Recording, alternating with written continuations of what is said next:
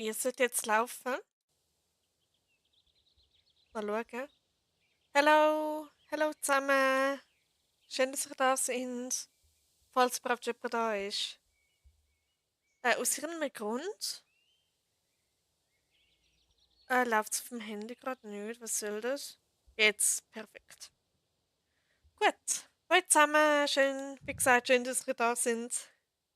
Genau, heute ist ein regulärer Streaming-Tag. Also, das heisst, Samstag, 7:30 wie immer. Und ja. Äh, Hoi Dori, schön, dass du da bist. Geht's dir gut? Genau, heute tue ich die Foxbrook leveln. Ich glaube, es ist eine Stute. Ja, du bist eine Stute, perfekt. Okay, genau. Dann würde ich sagen, legen wir doch gerade mal los. Und ich glaube, das Outfit passt jetzt nicht unbedingt zu dem Ross, aber irgendwie, keine Ahnung. Mir geht's gut, danke. Ah, das ist doch schön. Das freut mich, dass es dir gut geht. Nachher nicht wieder ein Cookie, das heisst, vielleicht trüllt sich aus Versehen. Ich versuche, so gut wie möglich mich dann zu muten, wenn ich merke, dass ich muss gürpsen. Und für mich ist das Spiel gerade ein bisschen laut.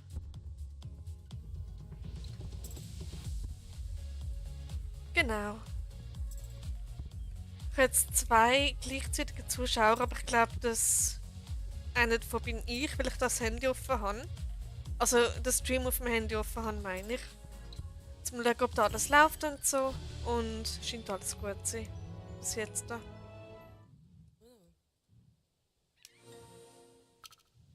Ja, ich habe versucht, heute ein paar Themen zu finden, aber irgendwie wird es einfach nicht. Darum kann es sein, unter anderem, dass ich wieder irgendwie 5 Minuten lang nichts sage oder so. Und ja.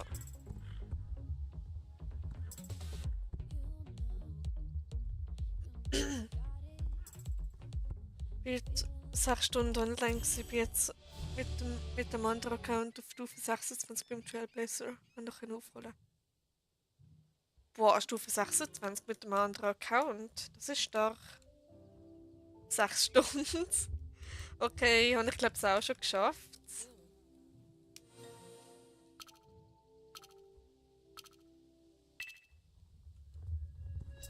Aber ich meine, wenn schon also Bonuspunkte sind, dann kann man es doch gerade ausnutzen, oder?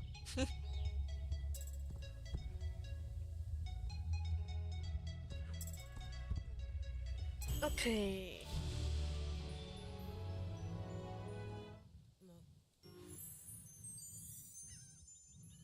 So. Jetzt fehlen mir genau 100 XP, super.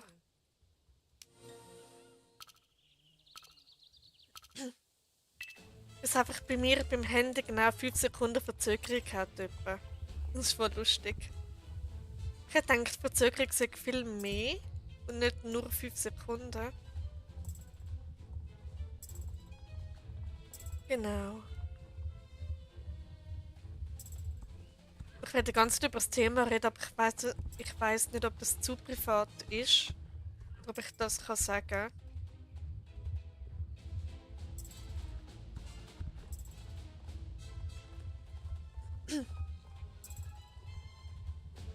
Nämlich wird es so ein bisschen um Gesundheit und so gehen. Hoffentlich ist es für euch okay, wenn ich über gesundheitliche Themen rede. Also körperliche und ein bisschen psychische. Genau.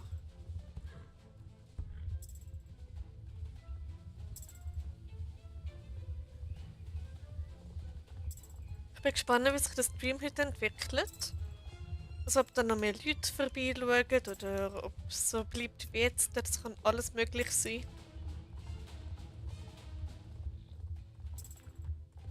Genau.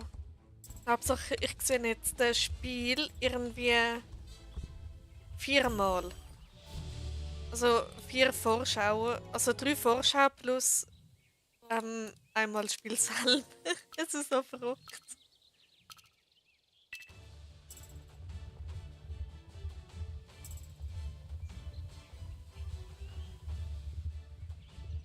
Genau, und ich weiß nicht, wie lange dass ich heute streame. Vielleicht mache ich nachher noch ein paar Jumpies nach dem Leveln. Nach dem mal schauen. Ja, also wegen dem anderen Thema, das ich vorher ganz kurz angesprochen habe. Also, es ist ein bisschen lustig. Ich habe keine Hypochondrie scheinbar.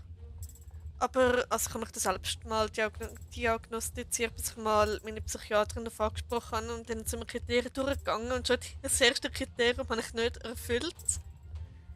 Aber ich frage mich, was es denn sonst ist, weil ich habe so extreme Angst bei irgendwelchen Kleinigkeiten. Zum Beispiel jetzt habe ich etwas, wo ich vermute. Aber ich habe vor irgendwie einer Stunde oder so habe ich meinen Bauch abgetastet. Und der hat absolut nichts weh gemacht. Und ja. Und die Angst ist trotzdem mega stark da. Dass es etwas Ernstes ist. Und ja. Ich habe etwas, was die Angst auch füttert. Und das ist auch nicht so schön. Und Foxbook ist Level 5. Gut. Hallo. Hallo Charlotte. Okay.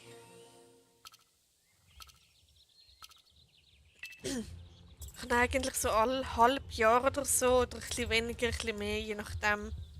Ich nenne es einfach mal Hypochondrienschub. Oder so eine Phase, wo ich wieder extrem Angst habe.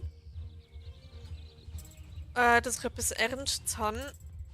Und ja. Also ich habe es phasenweise und nicht permanent, darum ist es keine Hypochondrie. Hallo Lea, schön, dass du da bist. Geht's dir gut?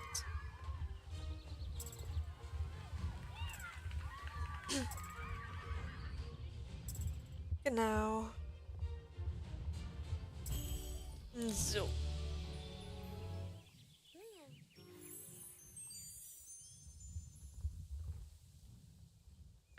Ups, nicht das, das da nicht wollen.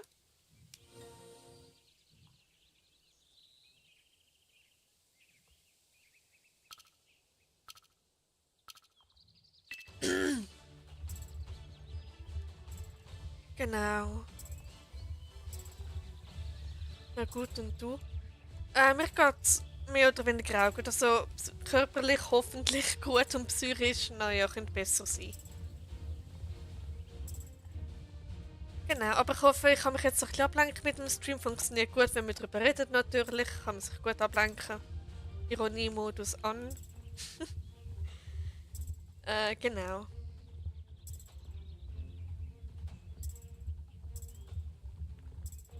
Aber so im Allgemeinen geht es mir schon gut. So. Okay, dann geht's auf zum Zirkus.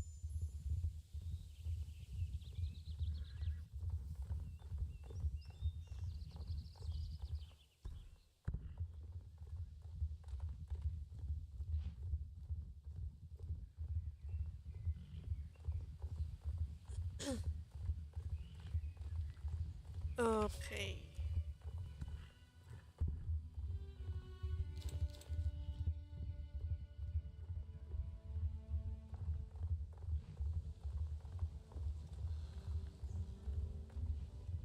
Ich habe wieder vor so eine feine Nacht gegessen.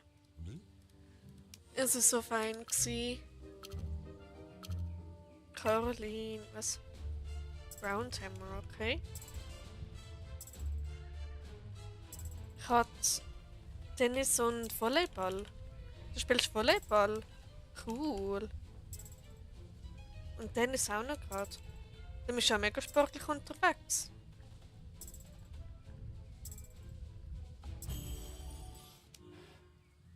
Okay, hoffentlich hat es so Spaß gemacht. Ja.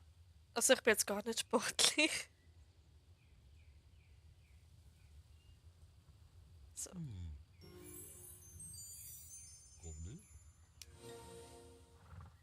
Okay.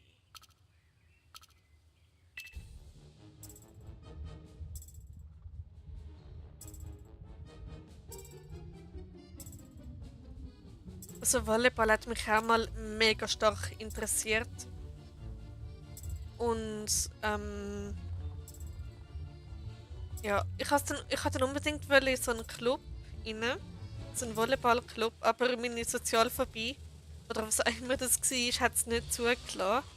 Ich konnte mich nicht dort anmelden. Und es ist vielleicht auch gut so, weil jetzt bin ich wieder weggezügelt von dort. Und der Club wäre eben dort gewesen, am alten Wohnort. Und ja. Und darum irgendwie schade. Das gäbe ich... Nein, warte mal. Nein, das ist nicht aktiv. Ah, schade. Tagebuch mach. Du machst Tagebuch? Cool. Wie lange schon? Weil ich schreibe eben auch Tagebuch. Und das eigentlich regelmäßig schon seit Anfang des Jahres, seit dem 1. Januar, habe ich mich dazu entschlossen, zum wirklich jeden einzelnen Tag Tagebuch zu schreiben. Aber ich habe den Anfang des Jahres leider verloren, weil ich das Handy dort gewechselt habe und vergessen habe, das irgendwie aufzuschreiben oder so. Und ja.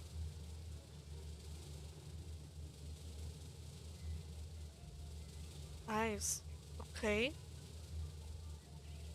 Seit einem Jahr oder einem Tag oder wie? So, 2023, okay. Das sind etwa 2 Jahre.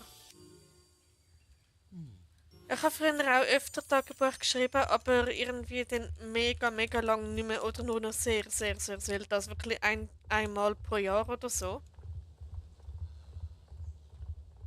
Und jetzt wirklich täglich.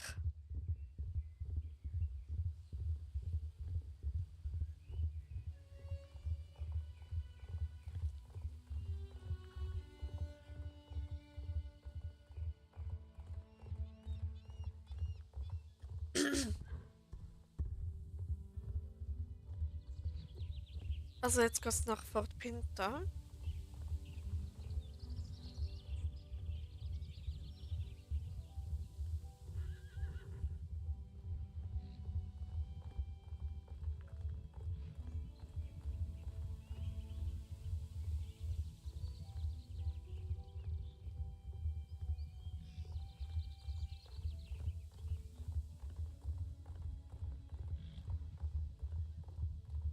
Okay, jetzt ist wieder so ein Moment, wo ich einfach nicht weiß, was erzählen. ähm, genau.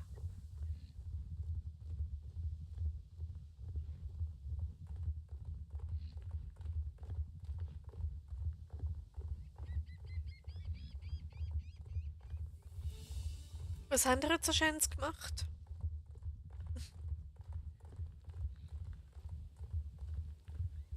Was habe ich überhaupt gemacht? Boah, ich weiß gar nicht mehr, was ich gemacht habe. Genau, ich habe ich lese so gespielt auf einem anderen Account. Habe dort ein bisschen questet. Und dann, ja, dann ein bisschen angelegen und mehr habe ich gar nicht gemacht.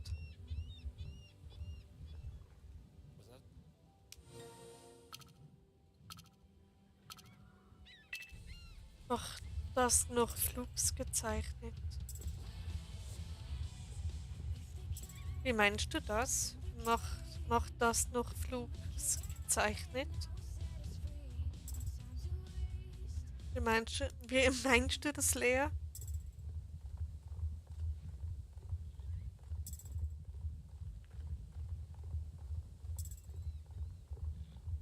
Das Spiel. Ah, das, was du kommentiert hast. Wo man so gegen KI muss.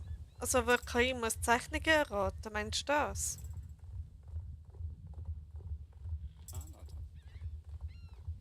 Ah, okay. Ähm, Upala, jetzt legt es gerade ein bisschen drüber. Ja, das muss ich aber zuerst einrichten. Also, dass da mit OBS dann alles stimmt, dass man nichts Privates sieht. Genau, das müsste ich im Voraus machen. Dann habe ich nur es so gespielt und am Nachmittag habe ich noch mit meinem Freund telefoniert und dann haben wir es so gespielt und noch ein bisschen im Garten gechillt. Ah, das ist dann toll. Und cool, dass sein Freund auch Essen so spielt. Meine hat leider kein Interesse daran. Oder hat es einfach noch nie gesagt.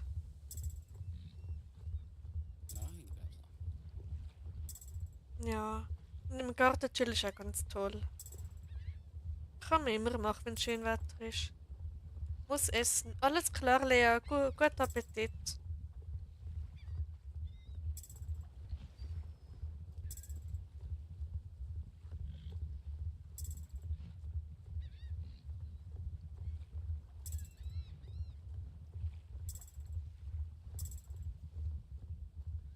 Genau. Also sind nicht in Beziehung, wir kennen uns einfach lebenslang. Ah, okay, dann ist es etwas anderes. Also, aha, du meinst freundschaftlich Freund. Ups.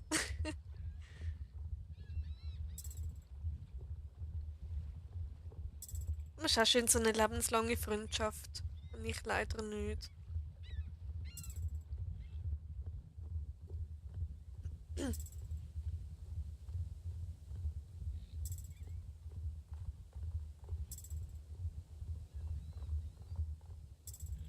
Ja, aber ich habe eine Freundschaft, die schon über 10 Jahre existiert, also von dem her. Ja. Okay, die Foxbrook ist Level 6. Yay. So.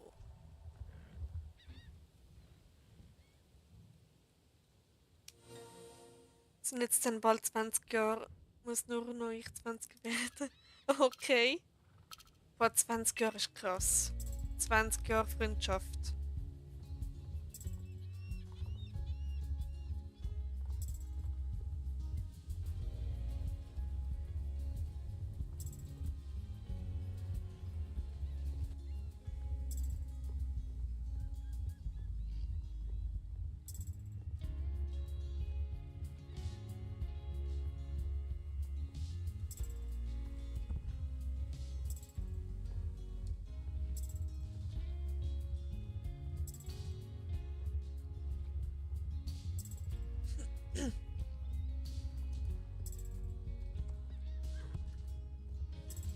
Also und das Traurige ist bei mir, ich glaube, ich vermute, die Leute, die ich damals als Kind schon kennt habe, haben kein Interesse an einer Freundschaft, weil sie mich ja, halt gemobbt haben. Ja. Früher im Kindergarten ständig im Spielkasten gespielt und zusammen abgemacht und alles. Und dann macht einfach beim Mobbing mit. Dann irgendwie 5 Jahre später. Das ist halt schon ein bisschen schade. Und ja.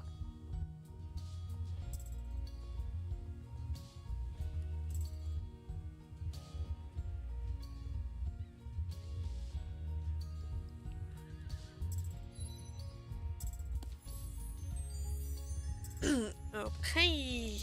Das wäre gemacht. So.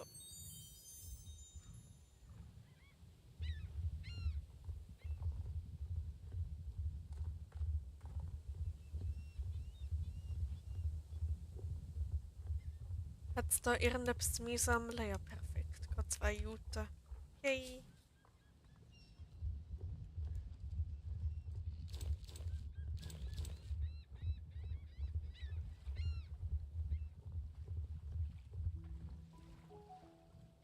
So.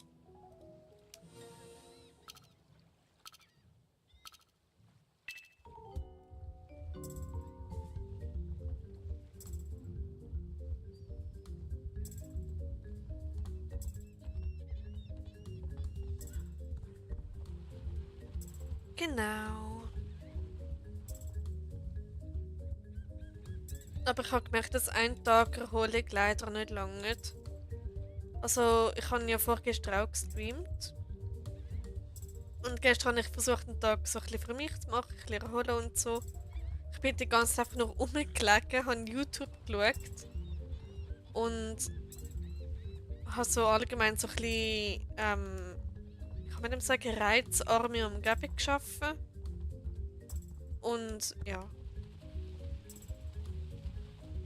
Das war eigentlich noch mega schön gewesen.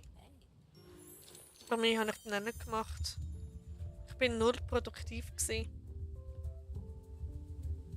Ja, obwohl ich jetzt wirklich jeden Tag sozusagen frei habe, stört es mich trotzdem, dass ich so unproduktive Tage habe. Das stört mich voll.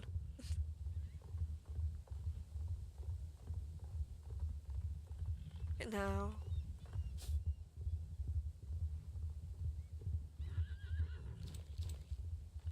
Ich hätte gesagt, gerade ziemlich speziell ausgesehen, wie die andere Spielerin da so an mir vorbeigesprungen ist.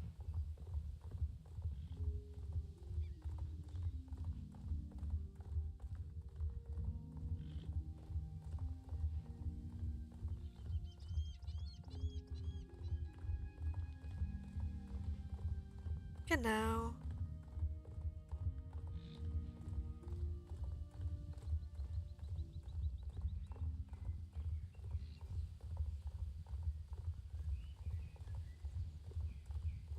Und eigentlich wollte ich spazieren gehen, aber habe dann doch keine Lust gehabt. Zu heiß gsi. Ja, gell, der letzte Tag war richtig komisch heiß gsi. Hallo Alex, schön, dass du da bist. Mir geht's eigentlich gut. Nur psychisch so, naja, könnte besser sein. Genau, wie versprochen, ich bin da. Ja, das ist doch toll.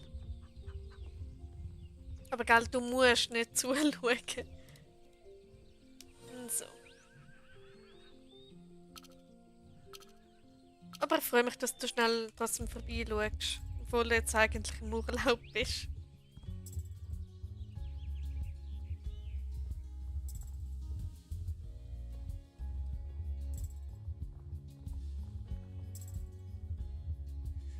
Naja.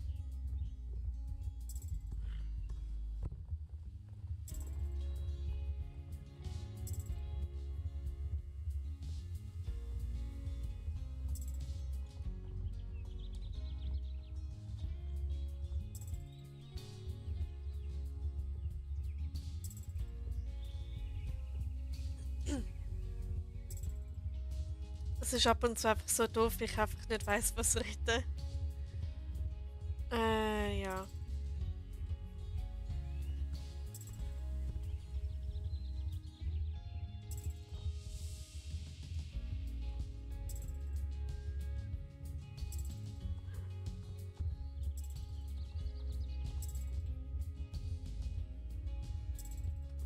Nubela. So, gut. Schon gemeint, ich schaffe die Kurve nicht.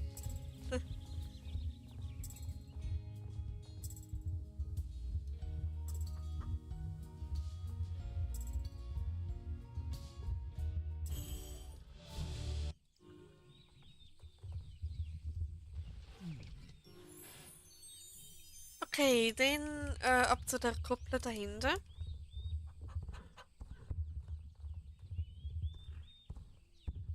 Dann macht noch da die Springgymnastik-Übung.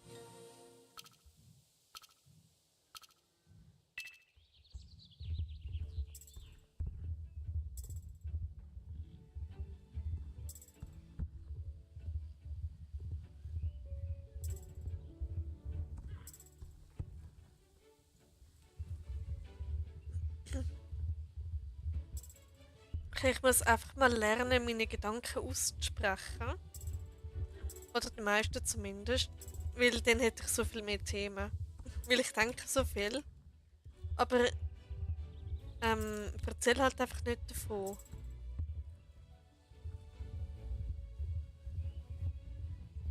Und das ist echt ein bisschen doof. So.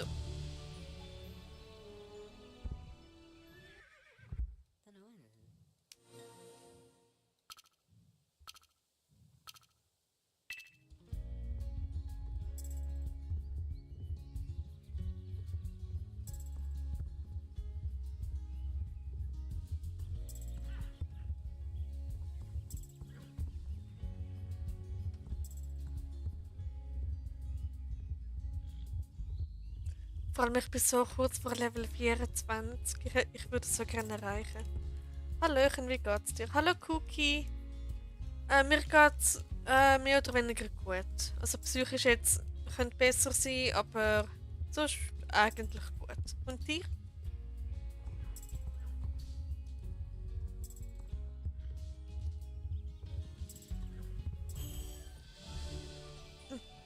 So.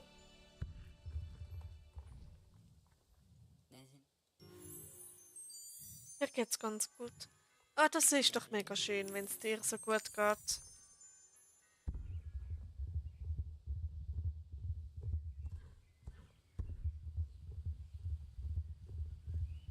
bin gerade dabei, ein Musikvideo zu schneiden. Das klingt interessant.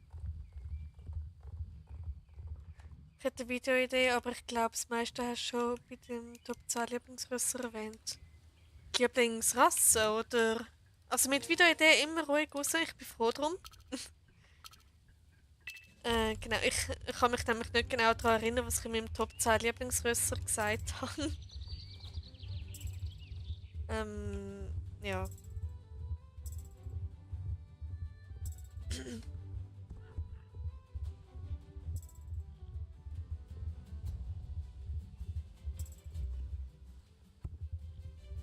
Vielleicht kannst du ja ein Video machen, wo du erzählst, wonach du deine Rösser benannt hast. Stimmt! Oh, das ist eine gute Idee. Danke, Dori. Gut, jetzt könnte nur so an dich, gell? Aber wegen der Idee. Das ist eine coole Idee.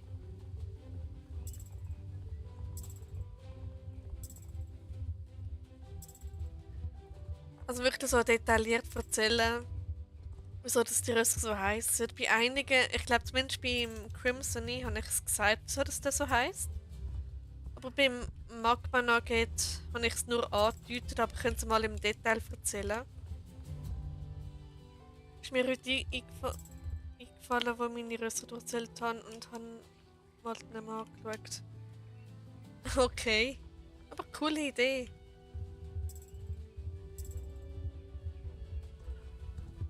Mal schauen, wenn ich das umsetze, vielleicht gerade heute noch oder morgen. Mal schauen. Genau, ich muss mir das schnell aufschreiben. Moment. Video. Ah, das ist sogar offen. Ähm.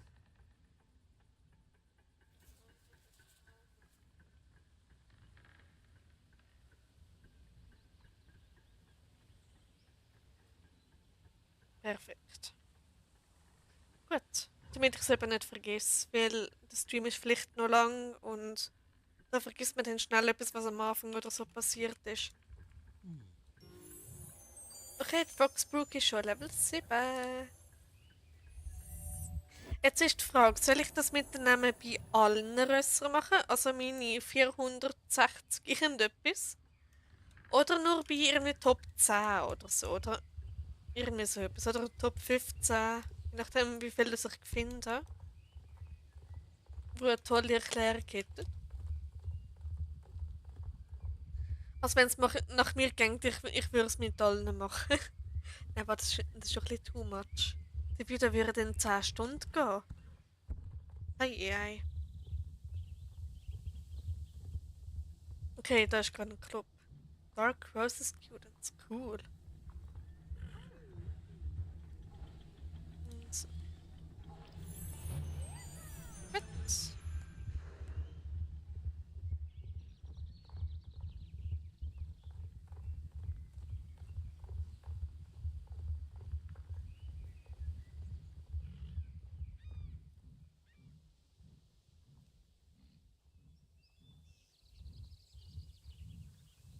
So eine Hommage auf die Kartoffel. Ich habe keine Ahnung, was eine Hommage ist. Äh,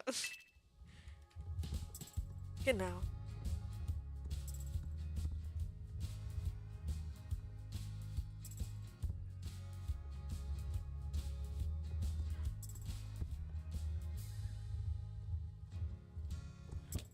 Ups, eine Stange mitgenommen, okay.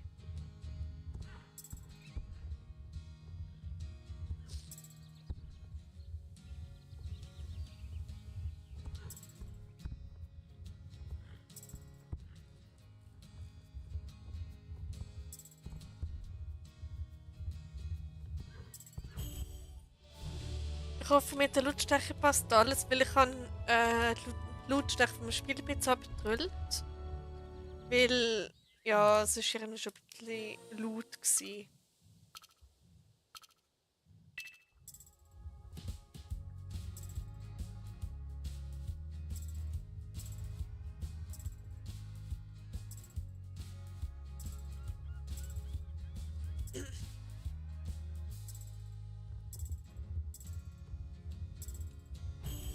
Okay.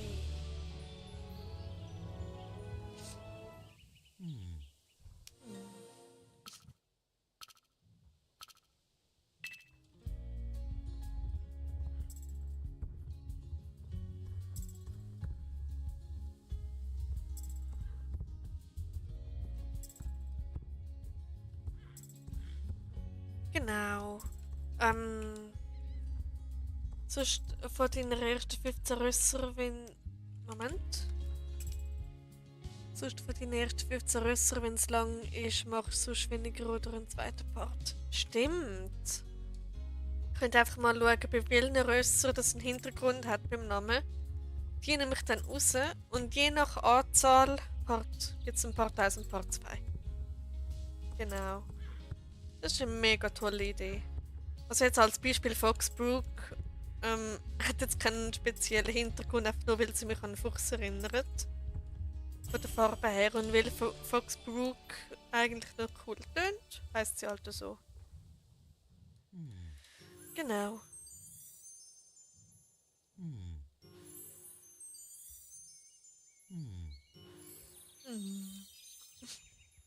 So.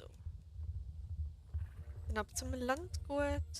Genau, da werde ich mir auch noch einen holen, einen Gyro oder einen Easy. Ich habe zwar von beiden schon mindestens einen, aber ja, viel. Ja, ich muss noch eine Woche warten. Bin da. Willkommen zurück, Lea. Und ist das Essen gut gewesen?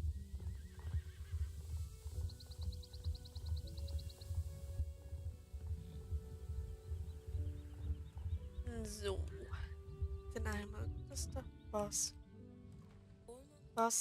Was? Kennst du das Lied Lily von Alan Walker? Leider gar nicht, Cookie. Ich lasse da wahrscheinlich überhaupt nicht so etwas. Also mir sagt es leider gar nichts.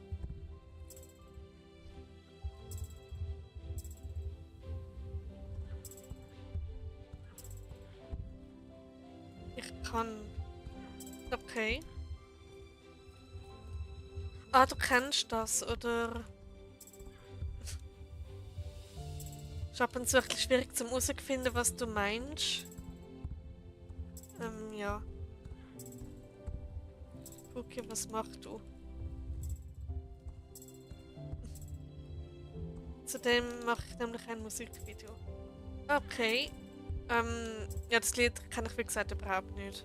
Aber für die, was kennen, das ist sicher cool.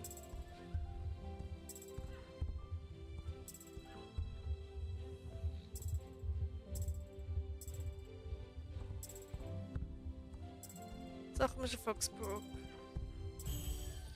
Wieder mal zu langsam für Gold gewesen. Super.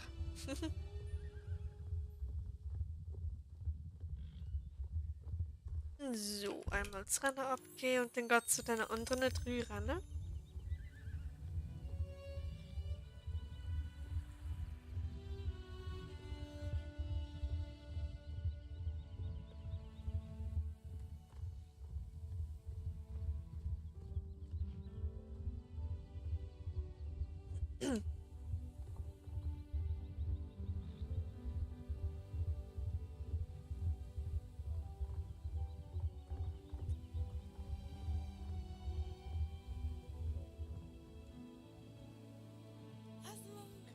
Meine neue Rennstrecke.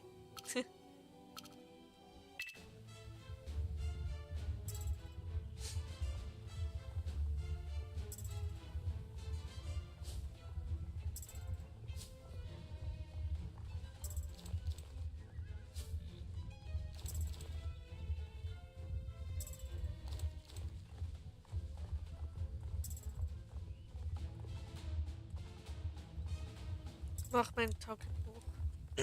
Cool. Ich sollte mir es auch noch weiterführen.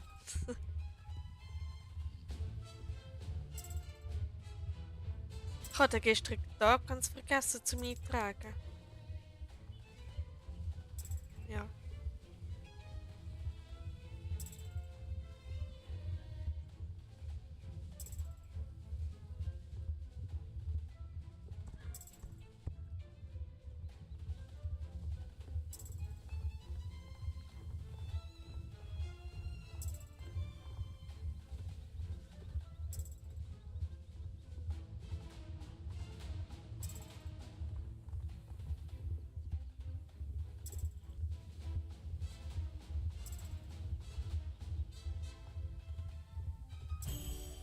So, wäre es erst gemacht.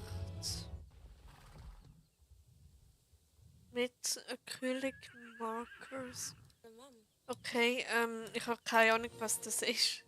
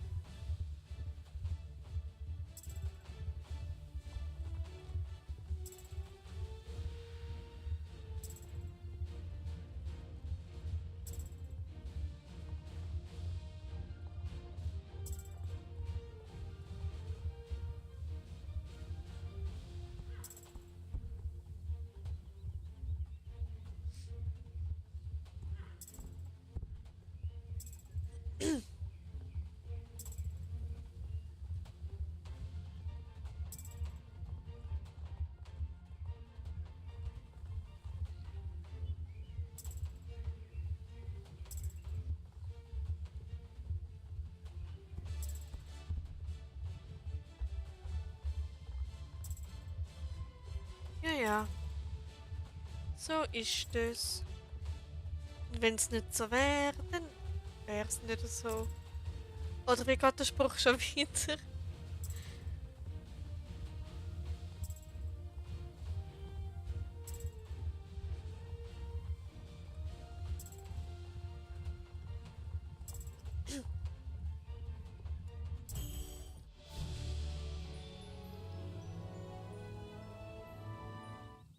Mom.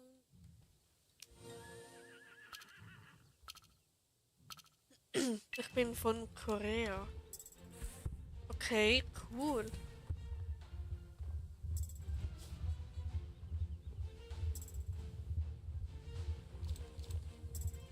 Also ich bin jetzt nicht unbedingt Korea-Fan, aber ja.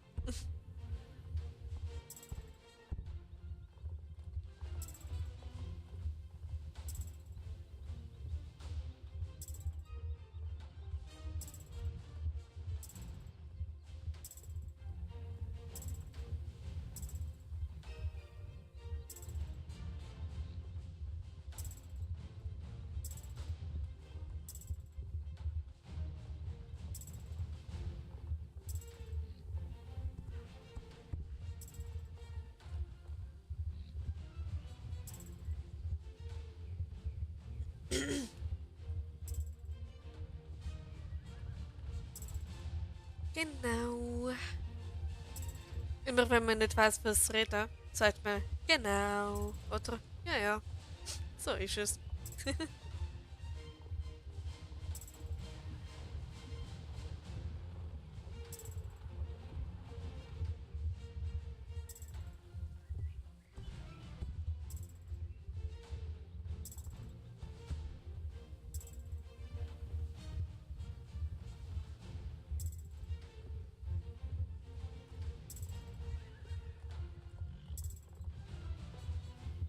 Es ist irgendwie schwierig. Eigentlich ist es auch meine Aufgabe, um da Gesprächsthemen zu liefern und alles.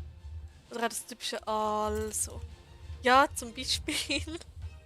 Also, ja. Genau, eigentlich ist es ja. Mein Papa ist von Korea und meine Mama ist Deutsch. Okay, das ist ein cooler Mix, Lea. Ja, eigentlich ist es meine Aufgabe, um da Gesprächsthemen zu liefern, aber ich bin so introvertiert, dass da ab und zu einfach nichts rauskommt. Ähm, ja.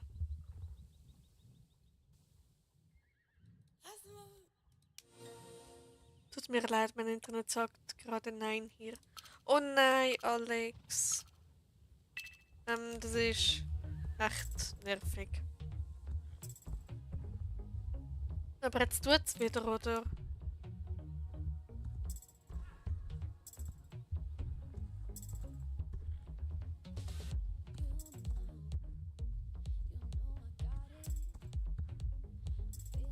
Ups.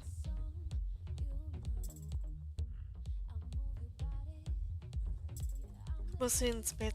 Alles klar, Lea. Schlaf gut. Gute Nacht. Und vielleicht bis nächstes Mal. 5 Zuschauer. Ja, 5 kleine Wildchen. Sagen wir 4, weil eine davon bin ich.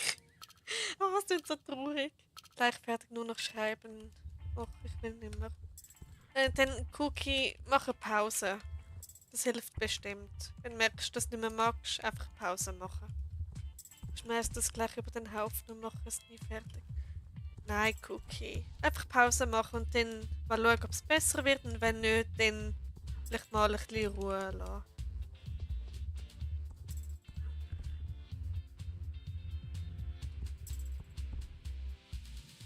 Ja, Kästel kann jederzeit fliegende Geschwindigkeit des Internets.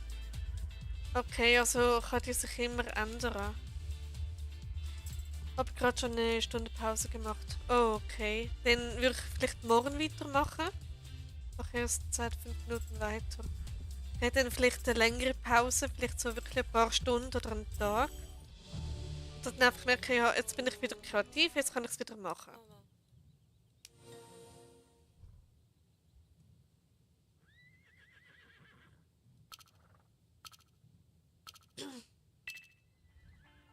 Aber ihr seid die besten 6 Zuschauer. Mega schön, dass ihr alle da sind. Jetzt sind es wieder 5. Also ich tue immer eins abziehen, weil ich bin ja mit meinem Handy mit meinem eigenen Stream zum schauen, ob da alles läuft. Ja. Jetzt wird es fertig gemacht. Morgen muss ich Ausübung auch noch machen. Okay. Ja, aber zwing dich nicht, weil dann kommt es nämlich nicht so gut raus wahrscheinlich.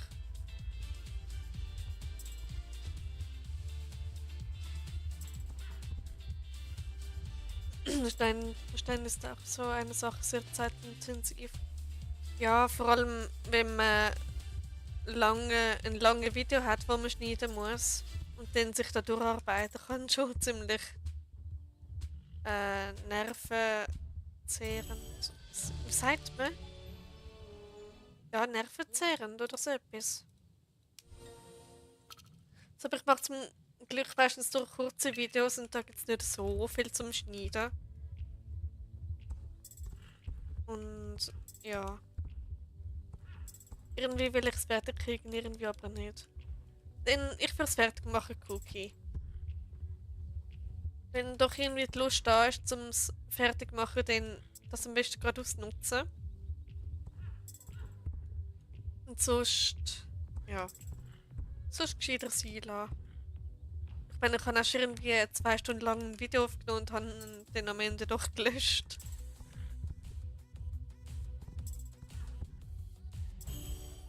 Den ganzen Text von dem Lied ja schreiben. Okay, das kann schon sehr viel Zeit in Anspruch nehmen. Ich habe auch schon Musikvideos so erstellt, das jetzt nicht so im Edit-Stil oder so, aber wo ich auch den Text habe und es rauskopieren und dann wirklich passend zu der Musik schreiben. Und das ist schon ein bisschen lang gegangen. Hey Wölken. Hallo Raya. Schön, dass du da bist. Geht's dir gut? So.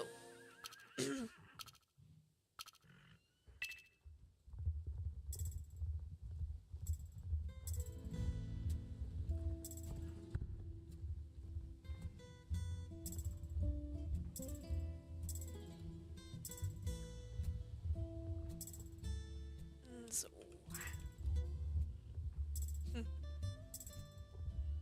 Ja, wir sind langsam aber sicher eine Community, das finde ich schön. Na dann, viel Erfolg. Alex, meinst du jetzt da, gehst du jetzt wieder raus? Oder meinst du jetzt, das wird Cookie und ja. Grüß von meinem Papa für alle. Ah, das ist nett. Sagst du einen Gruß zurück? Nubela. Ah, ihr beide sind schon mit einem anderen Stream gewesen.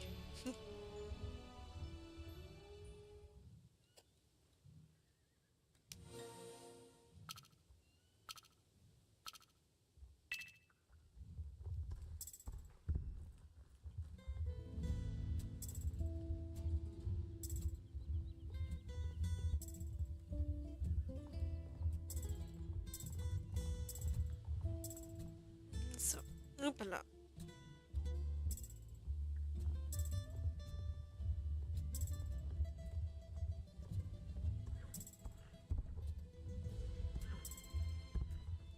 Wer ist denn heute live gewesen?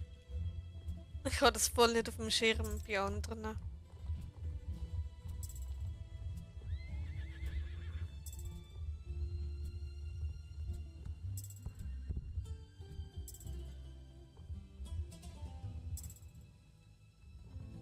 Fabi ist jetzt live.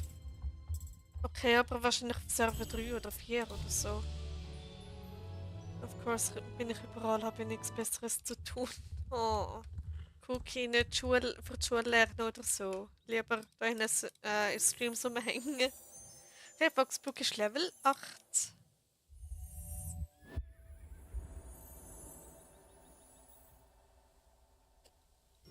Okay.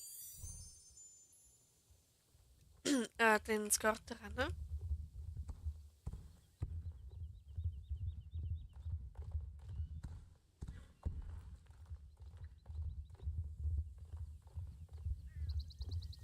Also ich muss mal sagen, wenn ich sage, ich kann ja sonst nichts anderes zu tun, kann ich es noch verstehen. Aber wenn ihr das sagt, ich meine, ihr könnt arbeiten, ihr könnt wahrscheinlich noch in die Schule und alles.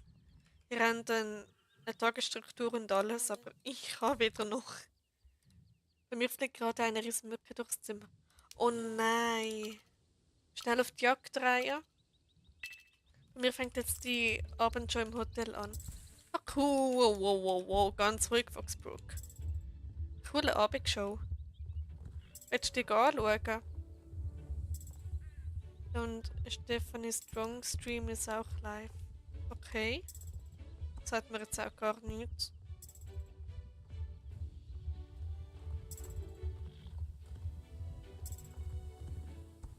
Oder meinst du Sienna Strong Stream? Die gibt's ja auch. Die macht ja seit, ich glaube, keine Ahnung, seit wann ist sie auch live, aber redet nicht und hat keinen Sound. Glaub's. Also zumindest dort, wo ich reingeschaut habe. Aber Strong Stream sagt mir etwas. Redet aber nie in ihren Streams, ganz komisch.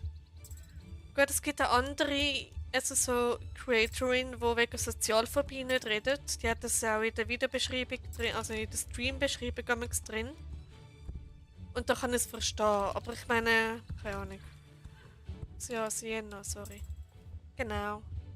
Und schaut ihr und euch Stream einen schönen Abend. Wünscht dir und euch Stream einen schönen Abend. Okay, danke Alex. Bis später in dem Fall. Schön, dass du da vorbeigeschaut hast.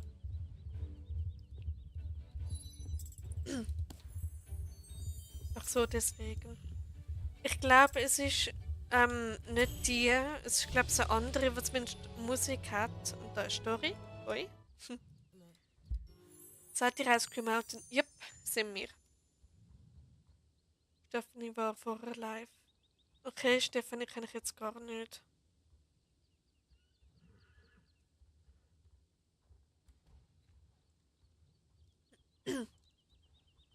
Okay, dann geht's ab zu der Kürbisfarm. Die Musik ist da nicht. Ja, dann ist nicht die mit der Sozialphobie. Also ich weiß nicht, ob Sienna Strong Stream auch Sozialphobie hat. Das will ich jetzt nicht ausschliessen, aber ich will jetzt auch nicht zeigen, dass sie das hat. Ja, aber die andere hat zumindest das erwähnt und hat Musik. Also ist nicht sie. Schickes Outfit. Danke, Raya. Das habe nicht ich zusammengestellt. Das ist von Essen so zusammengestellt worden.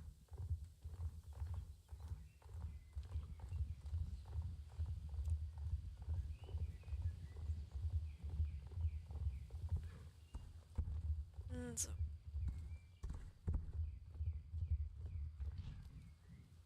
Okay, Jaspers alte Reitbahn.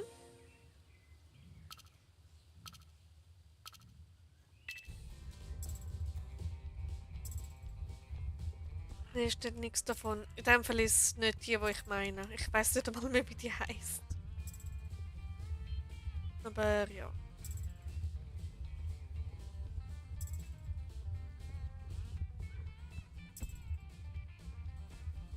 Ja, es gibt bei dem Rennen schon ein paar Abkürzungen, die ich gar nicht kenne.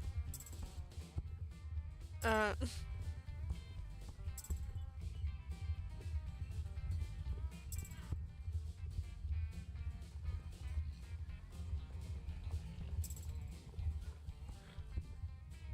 Ah, wir können auch da durch, okay.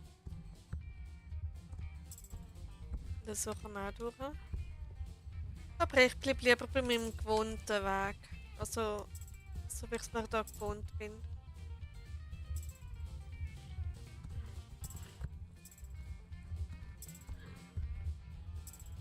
So.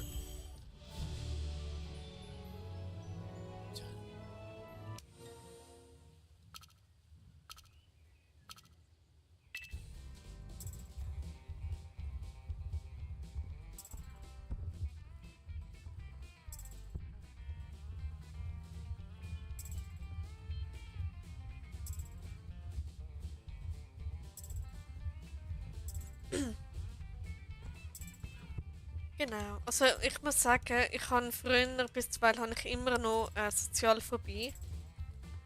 Aber irgendwie habe ich die immer besser im Griff. Vor allem, wenn ich streame.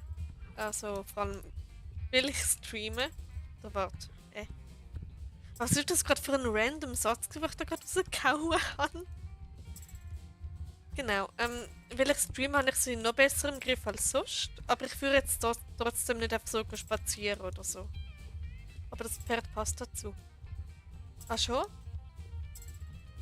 Okay, cool. Hätte ich jetzt nicht unbedingt gedacht, dass das Ross zu dem Outfit passt. Genau. Aber es hat schon etwas. Ich meine, das Weiß mit der Mähne, das Rot mit dem rötlichen Fell. Ja. Und da ist drei. Jetzt sind wir wieder vereint, wir drei. Hm.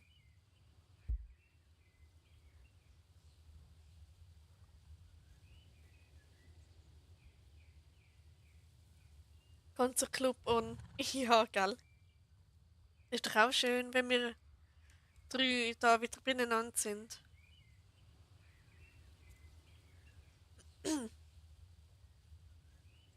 Könnt ihr Clubwerbung machen? Voll, Leute, alle in unseren Club rein. Nein. Ich meine, es wäre doch schön, wenn wir das dritte bleiben, oder? Weil wir kennen uns mehr oder weniger. Und ja, es sind alle drei Schweizer. Jetzt kommt das Monster. Oh oh. Von welches Monster? Das ist genau der Champignon, den du im Video gekauft hast.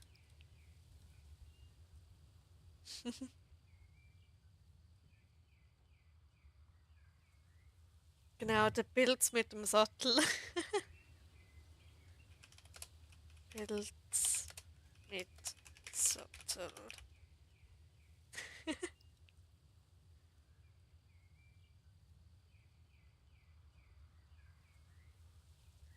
Okay, gehen wir weiter mit dem Leveln.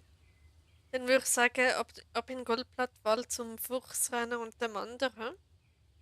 Was findet ihr davon, dass Champignon den Vater von Lakewater sein kann? Ich finde deine Theorie da richtig cool. Ähm, Vor allem sie passt ja farblich zusammen. Und ich habe gemeint, im Video hast du irgendwie erzählt, dass ein älterer Teil vom Lakewater, glaube ich, ein Winfell ist und das andere ein normales Shire. Und ich finde, weil ja beides ein Shire ist, glaub's. Also ich glaube, Winfell sind magische Shires. Finde ich das eigentlich nur eine voll coole Idee.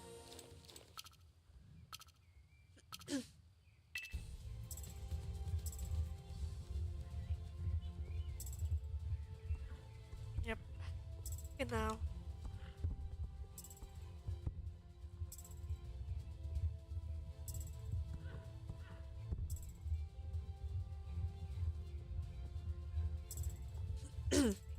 Aber schlussendlich musst du entscheiden, welcher Charakter von wem jetzt ein älterer Teil ist. Und von wem nicht. Zum Beispiel, ich habe auch erst gerade gestern einen neuen Charakter erfunden. Und der ist so toll. Ich muss so schauen, wie ich ihn in meine Geschichte dingse. Ähm, ja. Aber so von der Fähigkeit her und so gehört, passt er in meine Geschichte rein. Das ist schon mal gut. Und ich habe sogar einen Account erstellt, basierend auf ihm mit dem gleichen Namen und halt mit einem anderen Spiel als Nachname, wo der Charakter drin existiert. Und ja.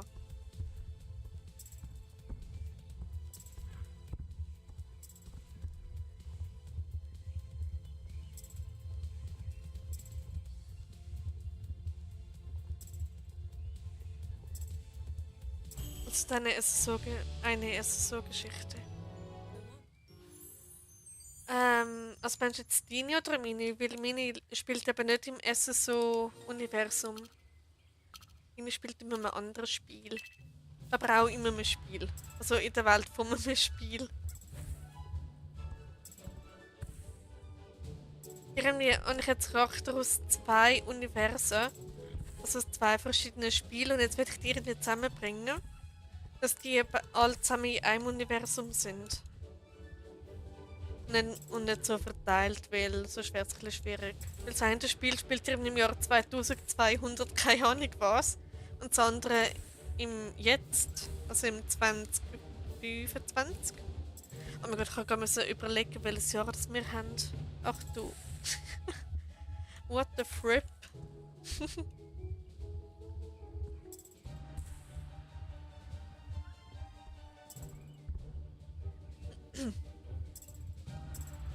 Genau, aber weil beide so mit Flugzeug und Raumschiff und so zu tun haben, denke ich, dass die zusammenpassen, die Charakter. Und dann kann ich den einen eigentlich relativ gut das andere integrieren.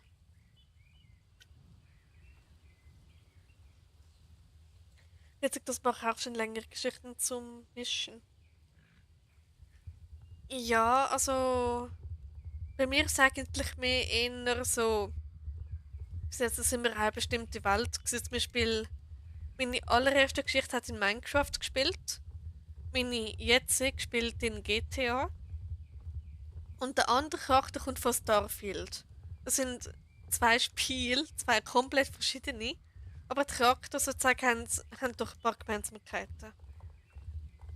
Ja, aber so das mit dem Geschichten finden, das mache ich jetzt auch schon über 10 Jahre.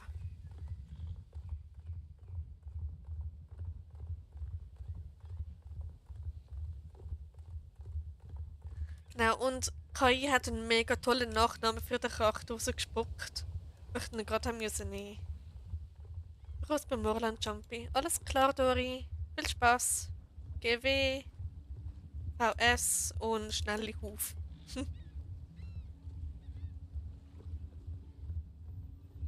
Dann war GW, das sagt mir am Schluss. Egal.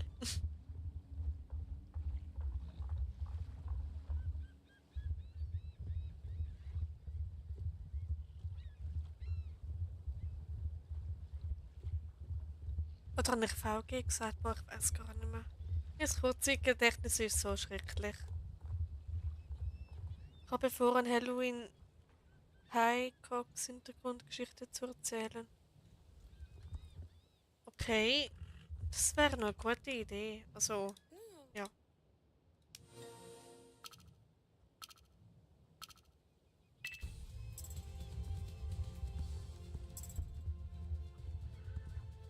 Meine beste Freundin schreibt seit den Sommerferien ein Buch, das hat jetzt schon 80 Seiten. Seit der Sommerferien, okay, das ist spannend. Also, mein letztes Buch habe ich innerhalb von 3 Wochen geschrieben und es hat knapp 200 Seiten innerhalb von 3 Wochen. Und ich das angeschmiert, ne, warte, angepfeffert.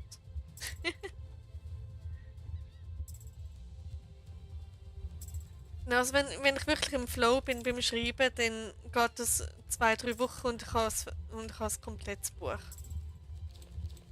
Also ich werde es nicht angehen oder so, aber das ist wirklich so. Ich schreibe auch schon seit Ewigkeiten und ich habe ja 3 Bücher drucken lassen, also privat. Und die stehen jetzt bei mir im Regal. Was? Bist du ein Mensch oder ein Roboter? Tatsächlich ein Mensch. Aber ich habe genug Zeit gehabt und eben, wenn du richtig, richtig krass im Flow bist, dann schreibst du den ganzen Tag permanent durch ohne Pause. Also schon mit... Nein, ich habe nicht wirklich Pause gemacht. Ich habe wirklich die ganze Zeit geschrieben. Pike sind Pferde, die ich im Stall habe auf meinem Account. Ah, cool. Ja, dann würde mich die Geschichte schon interessieren, dann noch Halloween. Das wäre doch ein tolles Halloween-Special. Muss mir auch überlegen, was ich an Halloween mache, weil es ist ja mein Lieblingsviertag.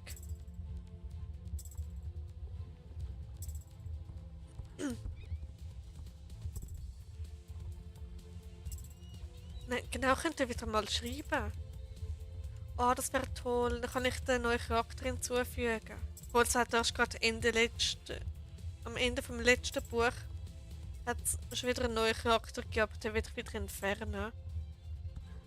Weil der ist zu sehr inspiriert von einer echten Person. Also wirklich das Aussehen und der Name sind beides identisch und das will ich eben nicht. Und ja. Und darum ersetze ich den wahrscheinlich durch meinen jetzt gerne neu erfundenen Charakter. Der noch durchaus sehr spannend werden könnte.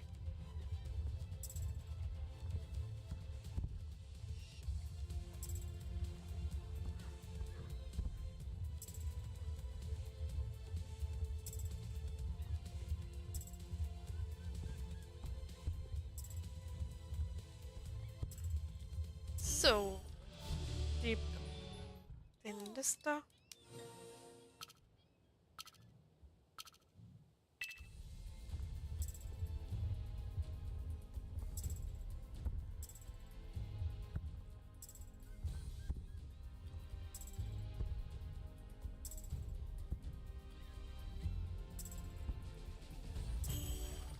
Okay. Nur das Flachs. Das kommt mit.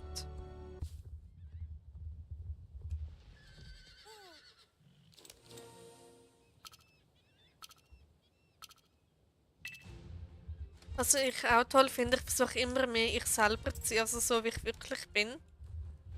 Und ich glaube, es kommt ziemlich. Es funktioniert eigentlich momentan relativ gut. Ja, ich kann dir mal eine Zusammenfassung von einer meiner Geschichten hier in den Chat probieren. Ich hole sie mal. Geschichte oder auch das Comic, von dem ich die Geschichte weiterschreiben, heißt Elfenquest. Oh, cool. Elfenquest und episch. Oder fantasievoll.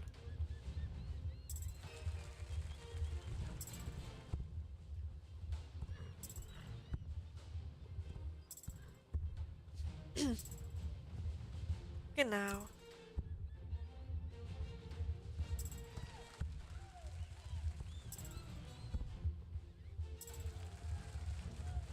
Da wird mir schön applaudiert. Danke vielmals.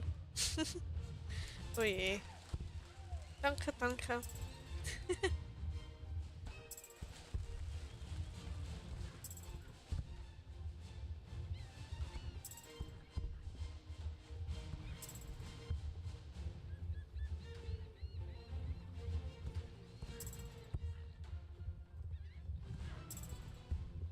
Hoppala, så kommer schon Foxbrook.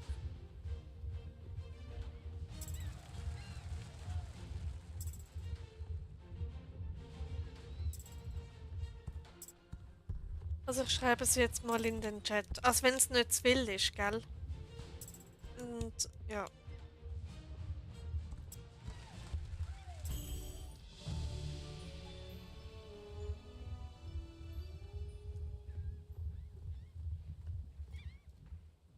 Okay.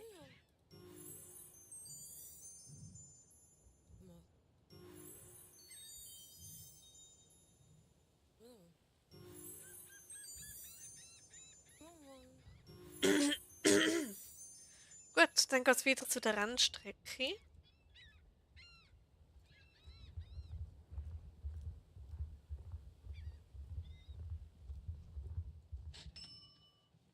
Rennstrecke der Baron. Nein, nicht Silverglade, Rennstrecke.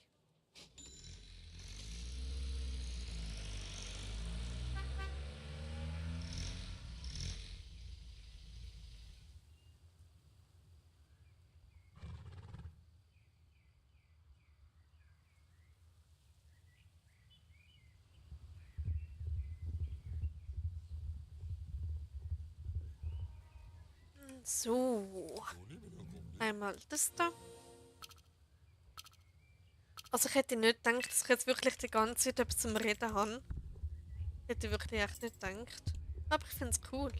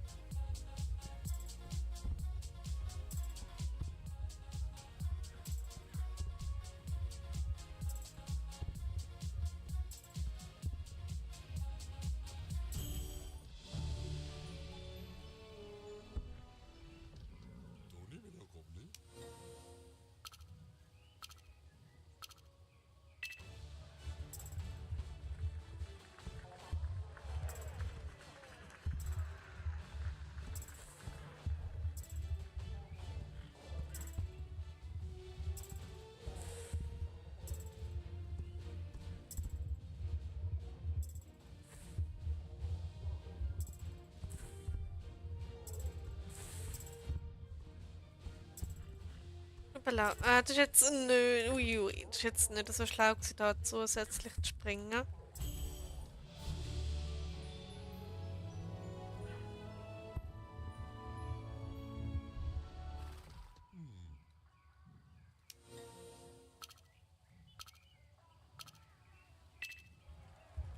Genau, da redet man davon, dass man jetzt endlich mehr redet und schweigt dann wieder mal und schweigt dann einfach wieder eine Minute. Das ist so typisch.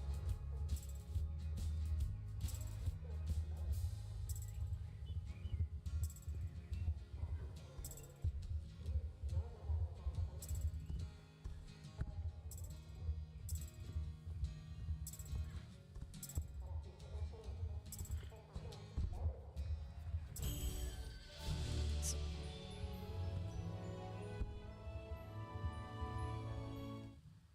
Und dann das da noch. Ich will bei dem Rennen meine Bestzeit einfach nicht erreichen, weil ich finde die so toll herauszufinden. Reihe kann sein, dass da nicht alle Nachrichten durchgekommen sind. So, fertig. Okay.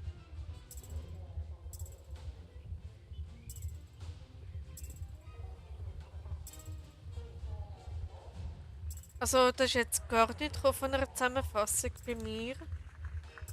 Hat es bei dir eine Fehlermeldung gegeben oder so? Weil irgendwie ist... Oh mein Gott, Moment, ich vermute, ich weiß wieso. Live-Chat. Oh mein Gott, ich weiß wieso. Ich hatte Top-Chat und nicht Live-Chat drin gehabt. Oh mein Gott, es tut mir so leid, ich das gerade vorlesen. Schule fertig zu kriegen. Währenddessen erfährt sie von ihrer Mutter, dass sie von elfischen Ahnen abstammt. Leikas neugierige Neugierde treibt die Gruppe dazu an, mehr über die alten Zeiten und ihre herauszufinden. Cool.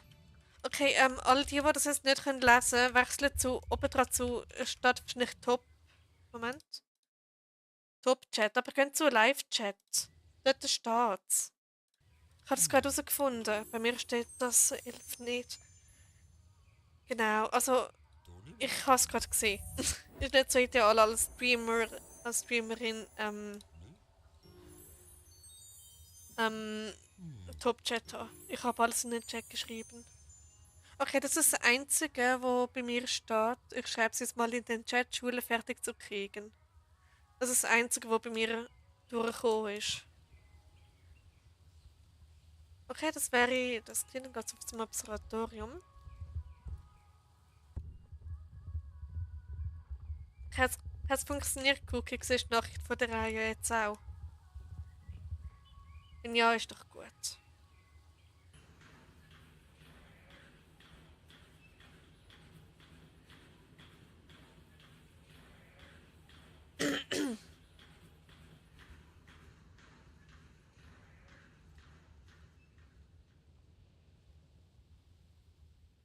Aber es sind mega spannend, so mit den Elfen und Urahnen und alles.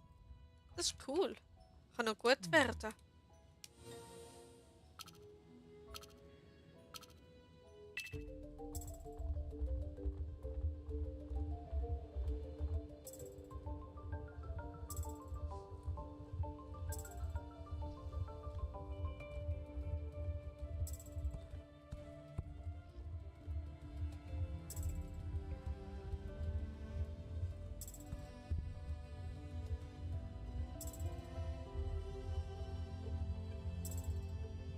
Okay, aber jetzt sollten wirklich alle Nachrichten durchkommen. Hoffentlich. Also yes, super. Dann ist wirklich an dem gelegen.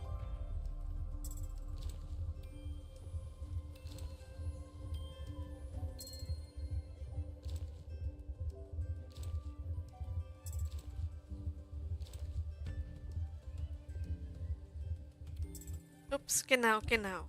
Ähm, Danke fürs Vorlesen. Gern, Raya.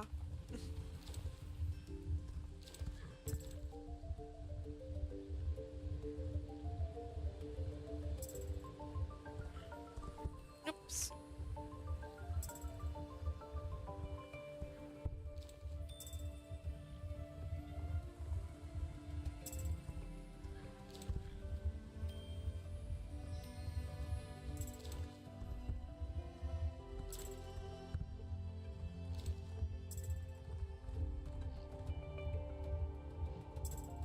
Was für erklären, wieso dass in anderen Streams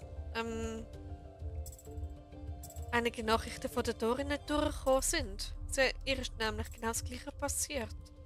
Ich kann dir empfehlen, wenn du Lust hast, mal Elfenquest im Internet einzugeben, dann soll ein Comic kommen, das mit Elfen zusammenhängt und mit Wolfsreitern. Okay, klingt spannend.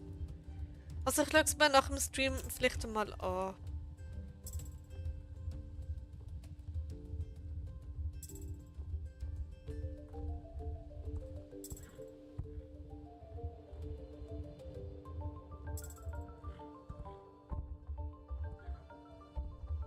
So wäre das gemacht.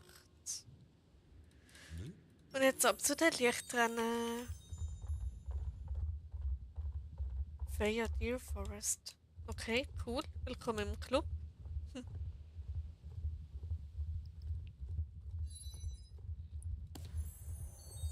Okay, die Foxbrook ist Level 9. Yay.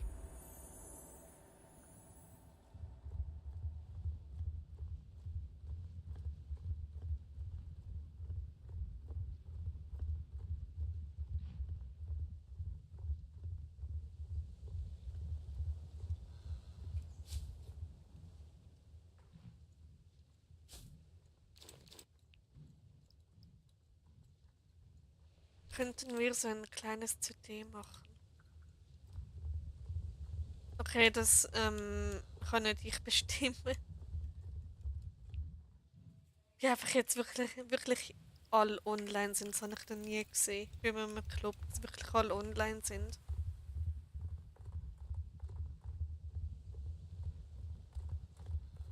Okay, Midnight, bist du da gerade irgendwo? Midnight! Hello!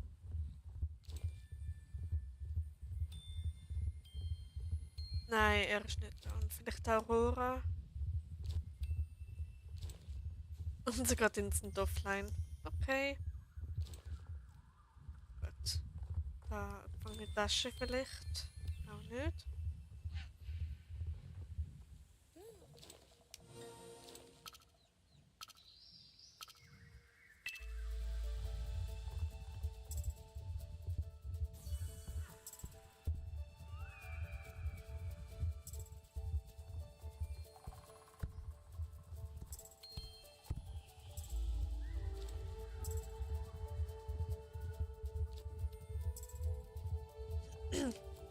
Ich hoffe, die schaut vorbei. Ich habe die aufgefordert, sie sollte bei kleinen Wolke 25 vorbeischauen. Danke, Dori. Aber natürlich muss sie nicht, aber sie darf, wenn sie will.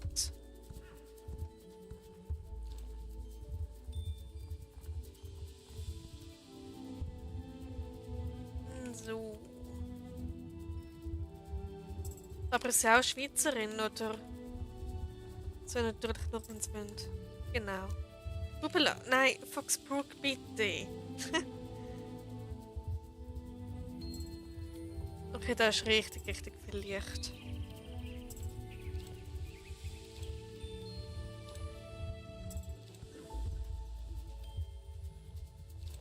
Ich glaube, er ist Deutsche. Ah, okay. Dann ist kein nur Schweizer Club mehr. Komisch, wenn ich aus dem Chat rausgehe, dann wechselt es auf Top-Chat. Okay, in dem Fall einfach immer schauen, dass du Live-Chat drin hast, damit du alle Nachrichten siehst. Und ja, also ich muss jetzt glaube ich auch darauf achten. Der Aurora ist gerade da, das ist gut.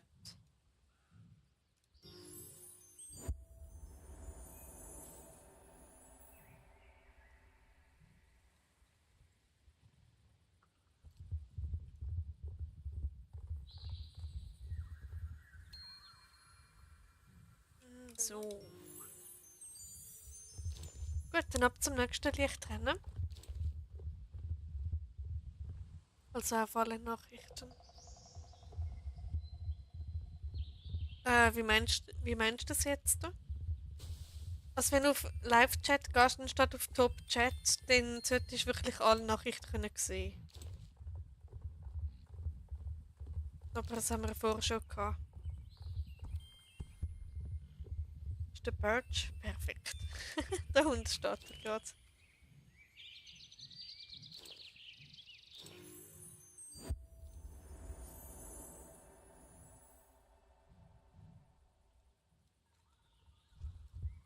Dann nehme ich die Sachen dann noch mit.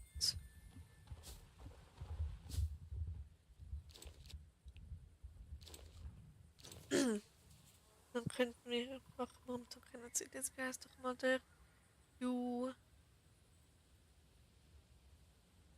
Ist aber Schweizerin, aber keine Sorge, sie kann auch Deutsch. Yep.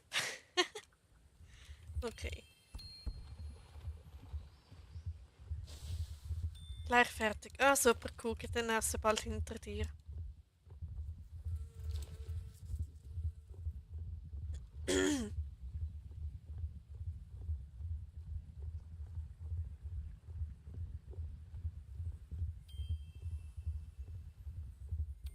Haben wir ein neues Clubmitglied?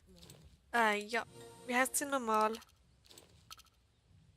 Ähm. Feia Deer Forest heißt sie. Schon das neue Clubmitglied.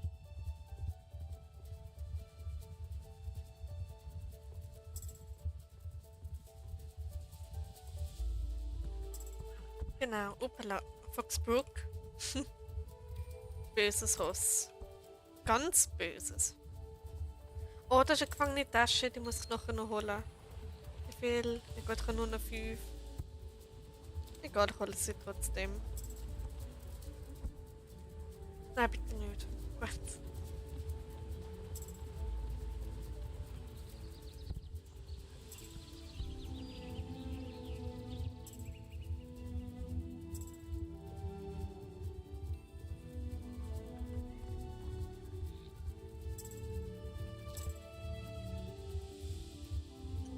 Am Ende wird unser Club größer, als wir gedacht haben. Egal, solange es so ein riesiger Club ist, wo man sich untereinander nicht mehr kennt, ist es auch nicht mehr allzu schön. Aber wenn es ein paar sind, dann ist doch ganz schön. Jetzt hätten wir nach dem Knall nochmal gefragt, ich hoffe, sie schaut.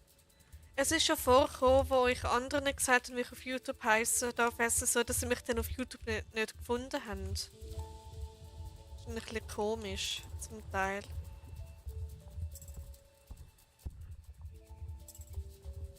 Also es kann sein, dass sie mich nicht findet. Aber es kann sein, dass sie mich findet. Meine Logik wieder.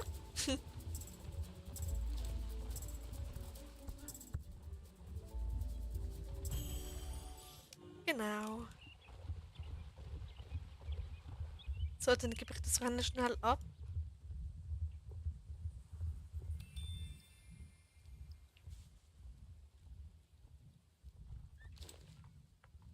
Ah, ich sehe es gerade. Liebe Grüße von mir.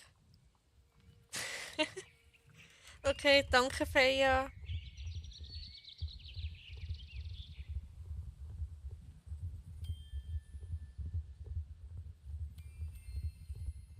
So.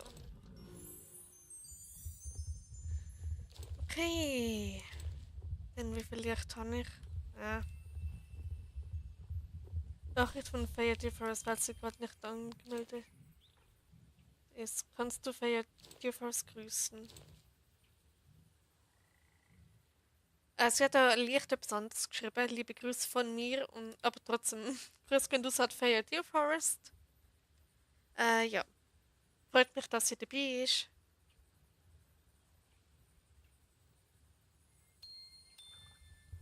Genau, oh, das ist nur eine. Wieso nicht? Okay, dann machen wir noch das Rennen dahinter.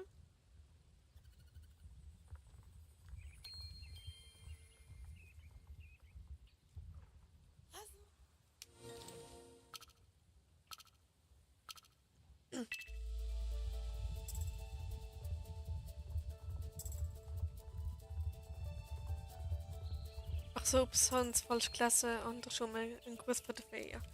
Genau. Ja, ich habe schon Danke gesagt, aber ich sage es nochmal. Danke dir, Feier, für den Gruß. Grüße gehen zurück an dich. Nubela, sorry.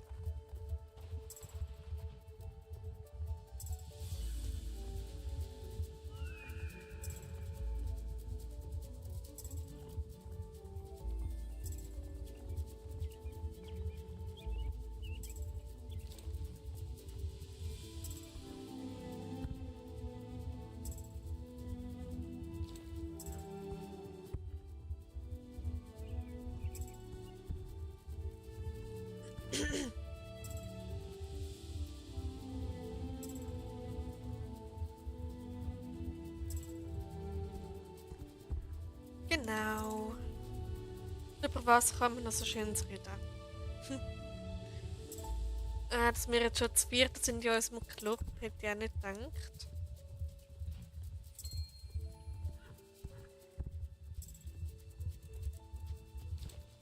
Da ist ja schon wieder eine gefangene Tasche. Cool.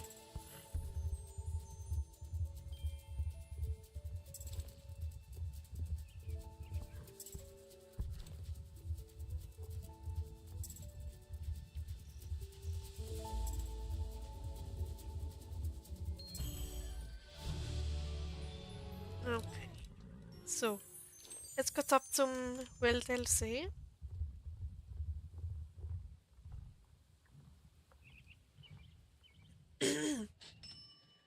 Wildell See. So.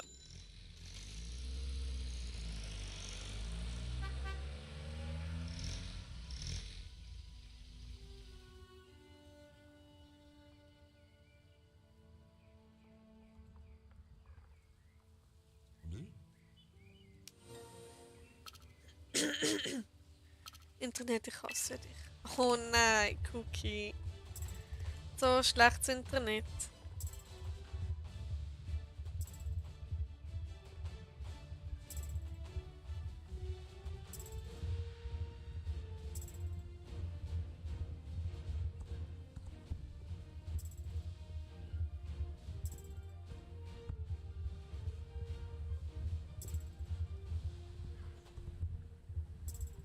Ja, heute schon. Oh je. Das ist natürlich sehr ärgerlich.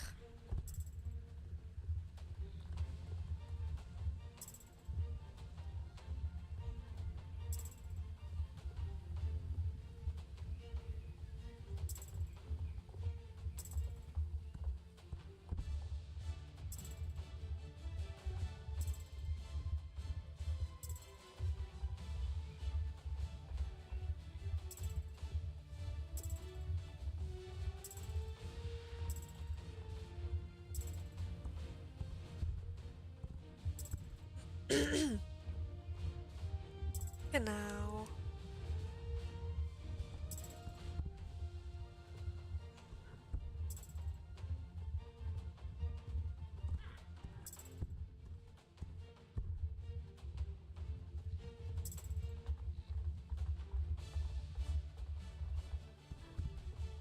Can you speak English? Hello, Matty. Yes, I can speak English, but just a bit.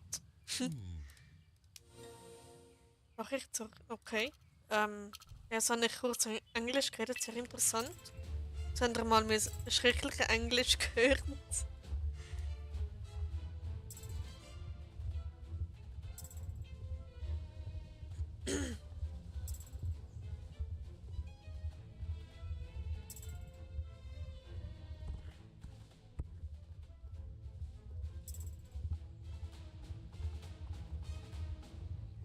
Okay, sehr spannend.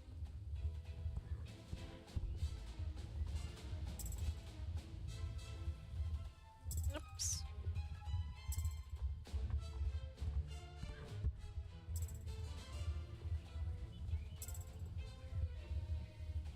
Ich würde das nicht auf dich beziehen. Das mit dem Englisch, oder was meinst du?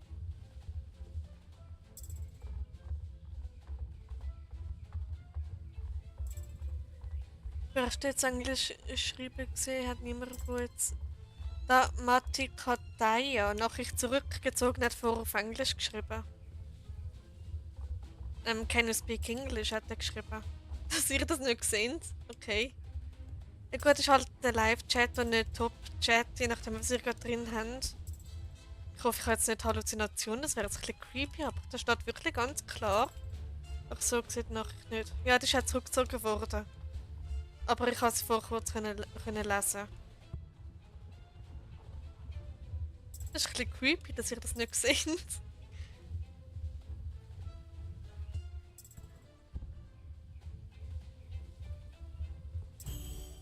Ich habe es auch gesehen. Oh, okay, dann liegt es nicht nur an mir. Schon gemeint, ich würde jetzt anfangen zu halluzinieren.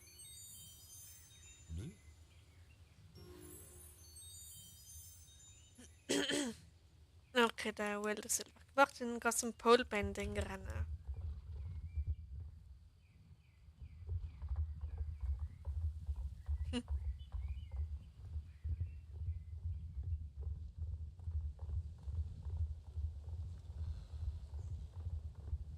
Also die mich kennen, also ich meine, die mein Video geschaut haben über meine Lebensgeschichte, wissen vielleicht, wieso ich eher denke, dass es eine Halluzination hätte können sein. Weil ich habe so eine psychische Erkrankung, was so ein bisschen das so ein bisschen, hat. Aber ich habe noch nie so eine richtige Halluzination gehabt und darum ist es jetzt gerade ein bisschen creepy gewesen.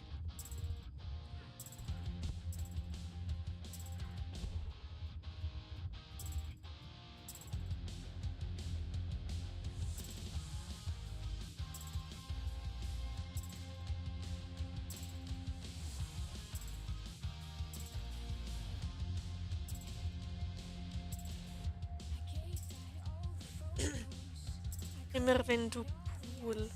Was? Was meinst du mit Raya?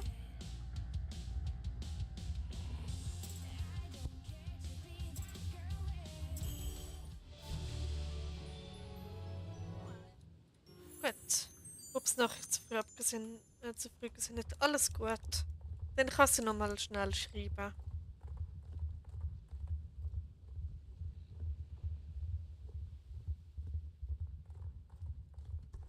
Ah, ich will das Moos. Komm schon. Gut. Und die Färberröte will ich auch. Ups.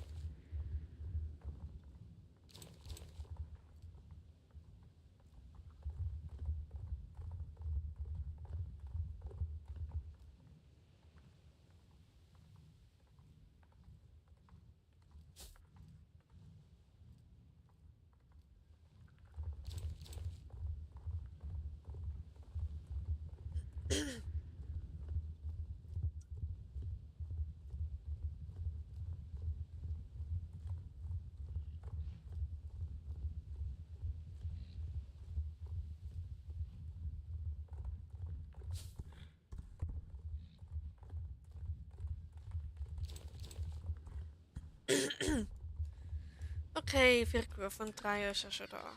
Tipptopp.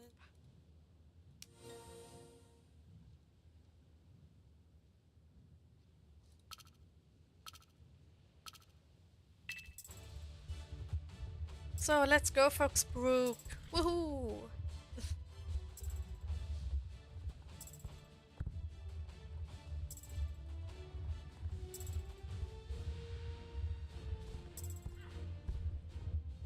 Nur wenn du Poolbending rennen sagst, denke ich immer an Pool Days. Meinst du Dance? Pool Dance, oder? Wer würde ich gerne mal sehen, hat sie gesagt. Sie kommt auch kurz nach 4 gerufen. Alles klar, dann mache ich schnell das Rennen und dann warte ich da schnell.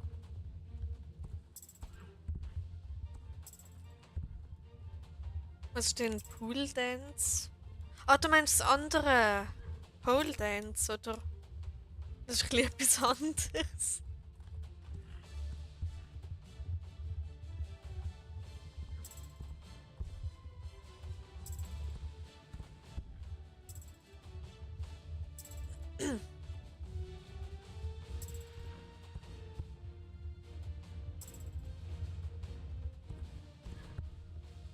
Hoppala. Nein, komm schon. Foxbrook, bitte. Bitte jetzt. Du nicht auf. Komm. So, perfekt.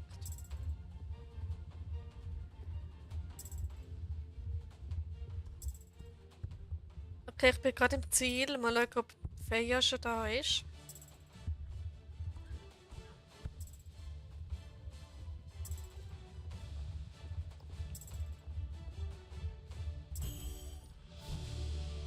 So, da bin ich. Was hat sie denn das schön geschrieben?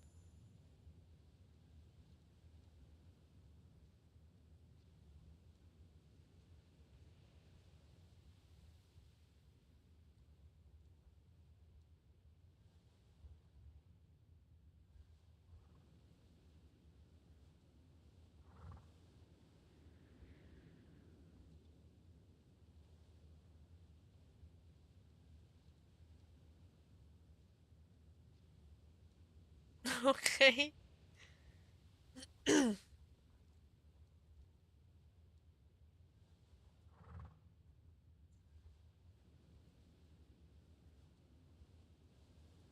ähm, ja. Kommt sie noch oder nicht? Kommt jetzt nicht ganz draus.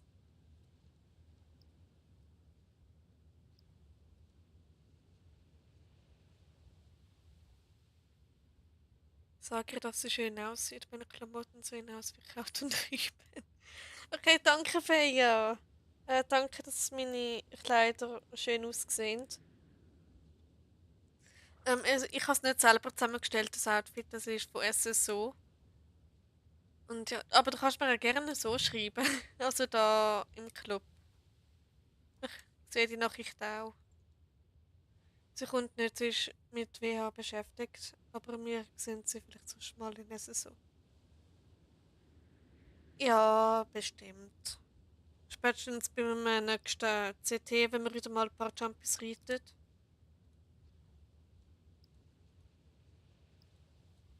Jeder von uns hat eine andere Farbe. Ja, voll. Blau, grün und rot. Hm. Okay, wenn sie beschäftigt ist, dann können wir auch weiter leveln.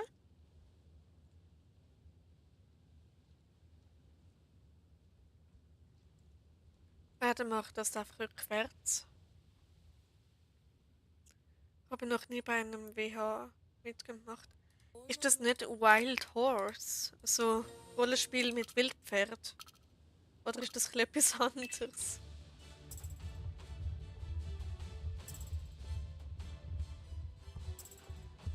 Okay, da hat es ein bisschen breilig.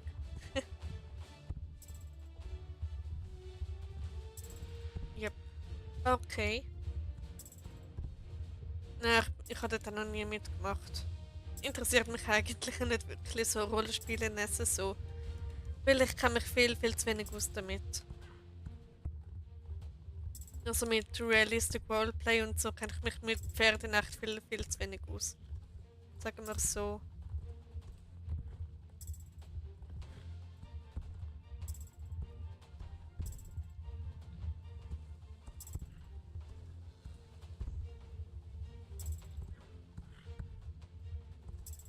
Hey, wie kann Dori so schnell sein? Ist voll cool. Hab's geschafft, schau es mir kurz an, bin also kurz weg. Alles klar, Cookie. Nein. Ja gut, wenn man so reitet wie ich, kann ich sie nie aufholen.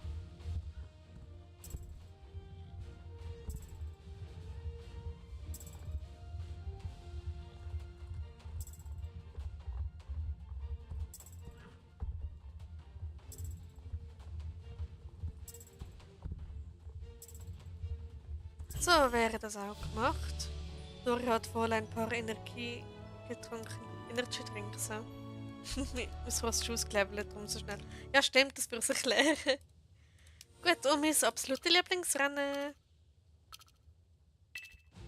Ja gut, mein Ross ist Level 9, es fehlen noch ein paar wenige Punkte, bis es volle Stats hat. Und ja. Aber eben, wenn man so viele Fails hat wie ich während dem Rennen, ist klar, dass ich nie jemanden aufholen kann. So.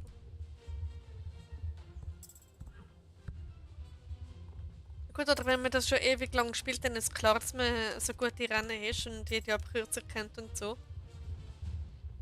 Genau.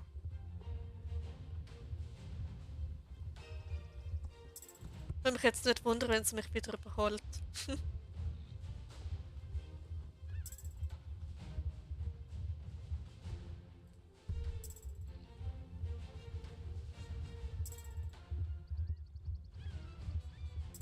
Hallo Pferdemädchen, schön, dass du da bist.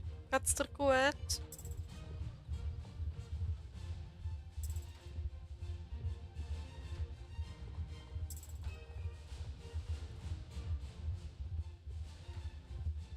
So. Perfekt, wer hat gesagt gemacht, dann geht's ab zu der Starshine Ranch.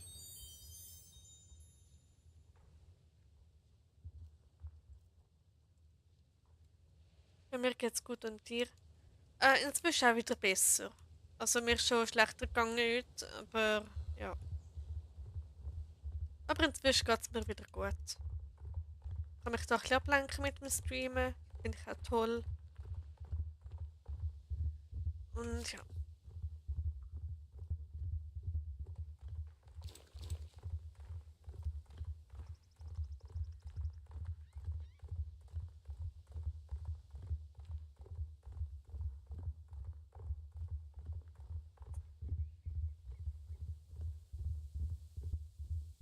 So, mein Gok ist jetzt leer. Ich mache nachher noch die andere Dose auf. Aber zuerst mal da die 10 Spieler XP abholen. So.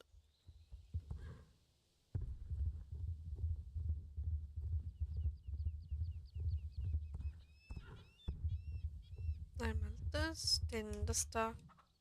Okay, da gibt es eigentlich immer etwas zu machen bei den Hühnern.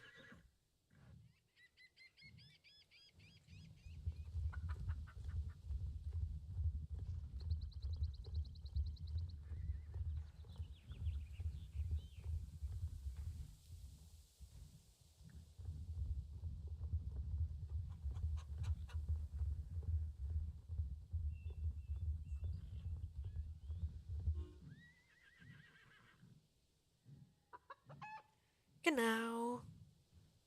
Jetzt ist nur noch ein Zuschauer da. Oder ist das wieder ein Anzeigefehler? Oh, warte, ich weiß gar nicht, ob ich muss da hinten weitermachen. Okay, da gibt es auch nichts zu machen, das ist super.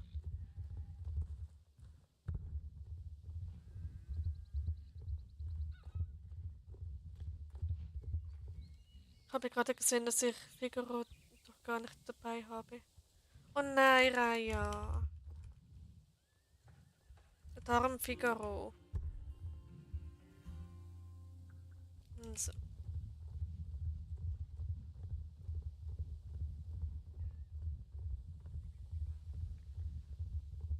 Okay. Gut, ist da noch etwas gekommen? Nein. Okay, dann geht's ab zum Dinotal.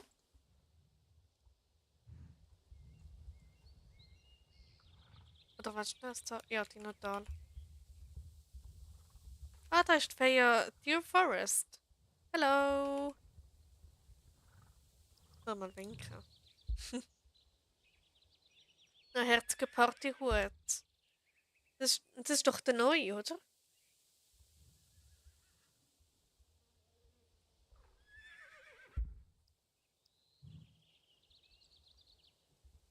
Oh, Level 15. Magic Flame. Cool. Ja.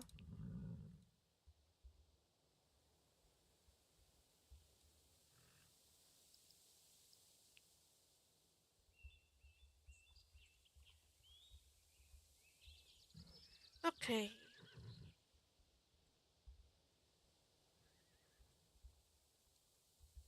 Ja, sie umarmt uns. Ja, gell. Hm. Wir sind halt ein Club. Hey, eigentlich kann ich jetzt wohl ins Dinotal.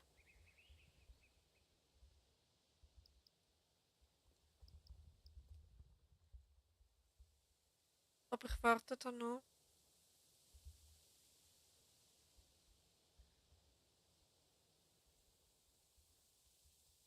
Okay, gerade sehr spannend, ich weiß. Gut, dann würde ich sagen, ab ins Dinotal. Let's go. Mal schauen, ob sie auch mitkommen. Mit Level 15 hat man das Dinotal nämlich schon freigeschaltet, wenn man die richtigen Bedingungen hat. Komme schon. Alles gut. Nichts um ganz Lagerplatz. So.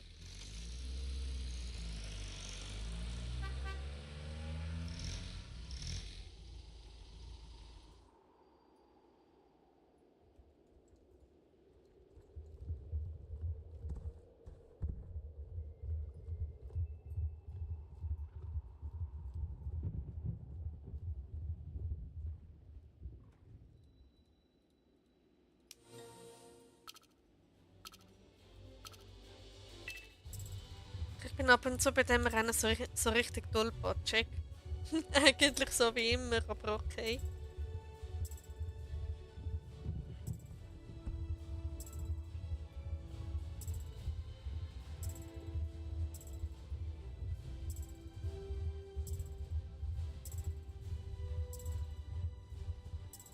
Und schon wieder bin ich überholt worden. Juhui. Wir wollten noch besprechen, was wir im Winter für Klamotten an sind für unseren Club. Stimmt.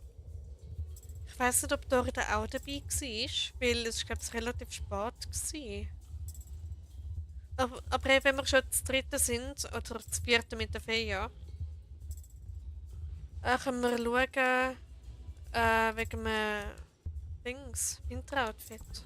Ich meine, jetzt ist ja bald, also. Und das Club-Outfit braucht die Fea ja auch noch. Ich glaube nicht. Ja.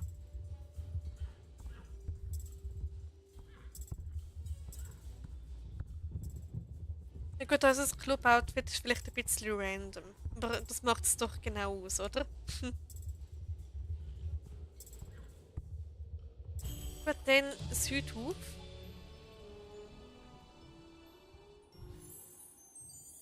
Also ab nach Südhof. Ich finde es gut. Ja, es ist herzig, aber ein bisschen random, finde ich.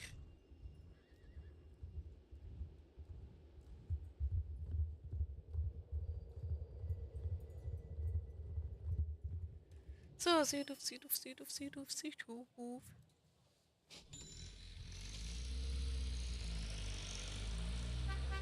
Okay, ich tu mich schnell, muss mal auf den Hund schauen, der hat tatsächlich die Schweizer Flagge auf dem Hals durch. Was? Okay, ich muss mir das jetzt gut anschauen. Ich komme grad wieder nach Südhof. Ich muss es jetzt sehen. Aber ich tu mich schnell muten, weil ich möchte eben mein zweites Cookie aufmachen und da letztes Mal es richtig krass tönt, darum schnell muten. Gut, das ist offen. Im letzten Stream hat es echt katastrophal getönt, als ich mein Cookie aufgemacht habe. Also ich will mir jetzt das schnell anschauen. Das sind ja mega cool da in Essen so eine Schweizer Flagge. Oh mein Gott, tatsächlich. Ups. Da komm. Jetzt stecke ich fest. Ich bin fertig. Yes. Super Cookie. Nice.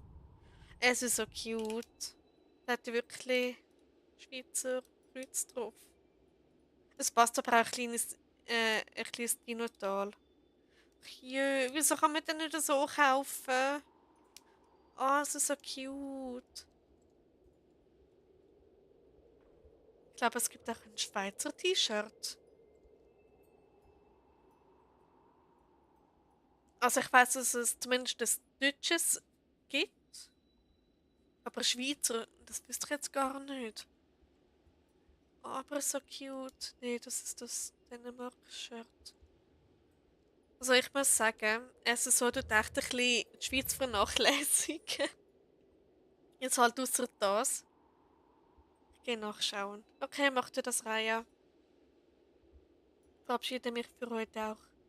Bis bald, gute Nacht, schlaf gut, viel Spaß noch. Danke, Cookie, dir auch. Gute Nacht und schlaf gut. Und dann bis nächstes Mal. Schön, dass du da gewesen bist. Okay, dann würde ich sagen, gehe ich jetzt wieder nach Südhof. Ich habe das jetzt schnell gesehen, superherzig.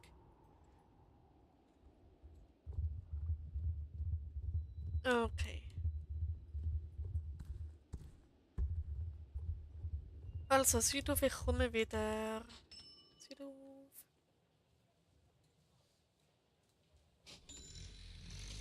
Es gibt Österreich, Deutschland, Polen, Tschechien, Spanien, Estland, Lettland, Ungarn, Schweden, Norwegen und Island. Okay. Hast du jetzt gerade schnell nachgeschaut oder hast du es wirklich gerade gewusst? So aus dem Kopf raus.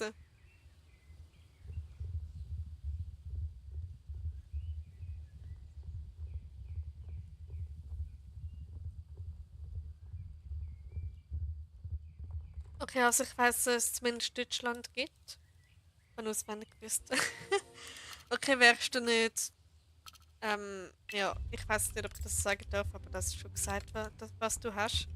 Da wundert es mich nicht. Ich weiß zum Beispiel auch bei meiner Spezialinteresse, was jetzt erstens Gründungsjahr, zweitens der Gründer, drittens weiß ich, was Bravia bedeutet. Ich kann es sogar aussprechen. Und. Also ich weiß auch so einiges drüber.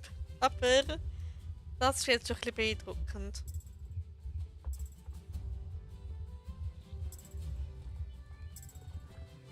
Hoppala.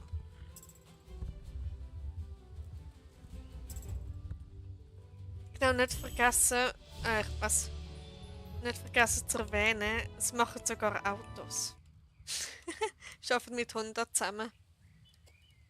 Genau, das war jetzt gerade ein bisschen unnützer Fakt, gewesen, aber hey, unnütze Fakten darf man auch teilen.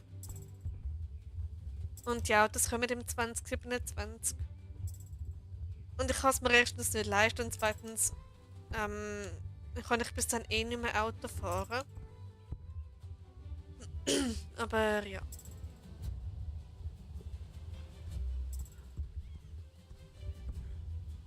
Ah, 3 Moos. Perfekt. Okay, weiter geht's.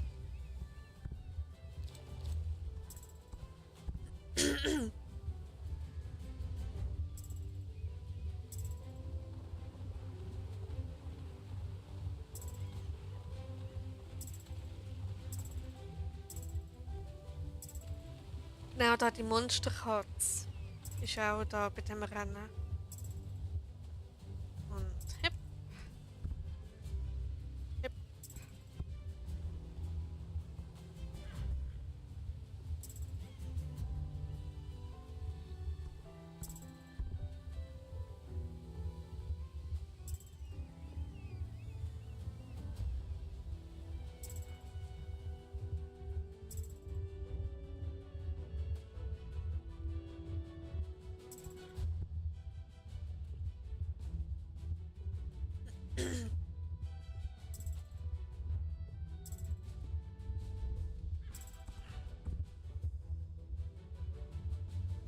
Okay, das Rennen ist jetzt auch gemacht. Und jetzt Springreiten, juhui. Und einen gemeinsamen Moment habe ich auch noch gerade.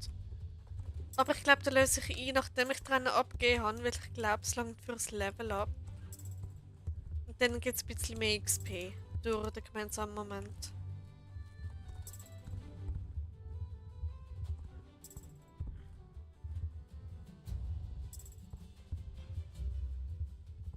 So.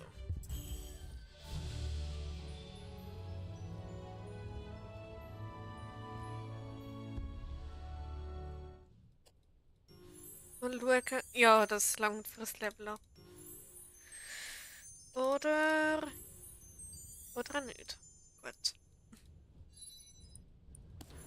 Okay, jetzt habe ich aber das Level ab. Foxbrook ist Level 10. Yay. Okay, dann würde ich sagen, geht's ab zum Einsiedler.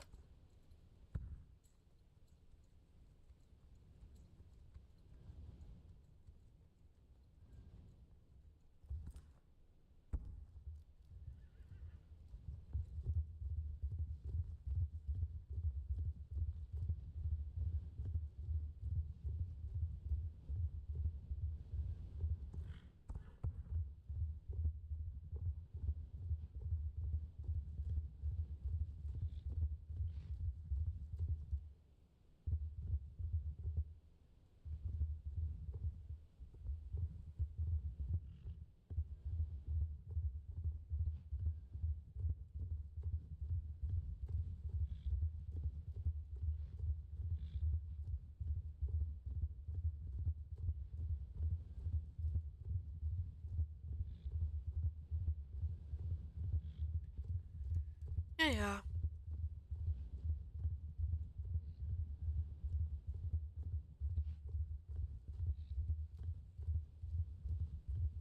So. Und da wären wir schon perfekt. Es wird auf neue Rennstrecke.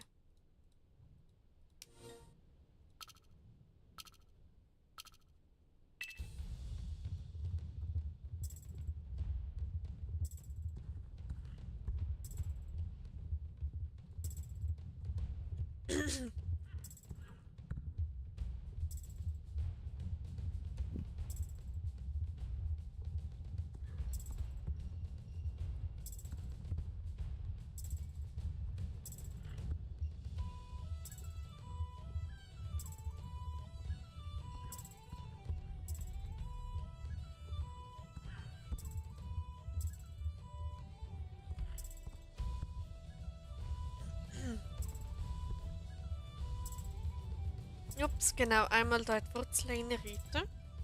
Sehr gute Idee, Foxbro.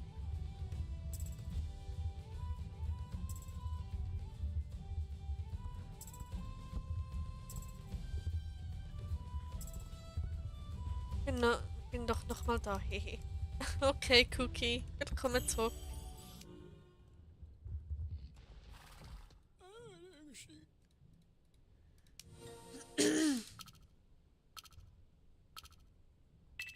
Aber ich finde es mega schön, dass ihr da bei mir abhängt, anstatt bei jemand anderem, dass ihr genau mich auswählt. Das finde ich mega schön. Dass es doch immerhin Leute gibt, die meinen Content schauen wollen.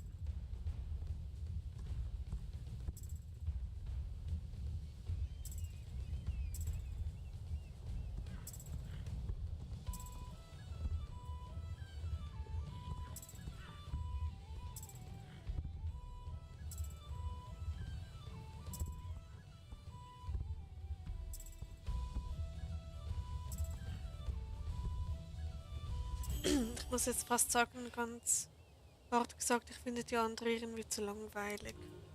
Also welche andere? Wenn du jemand bestimmt, oder allgemein andere Streamer oder YouTuber? Okay, dann ab zu der Goldspurfarm.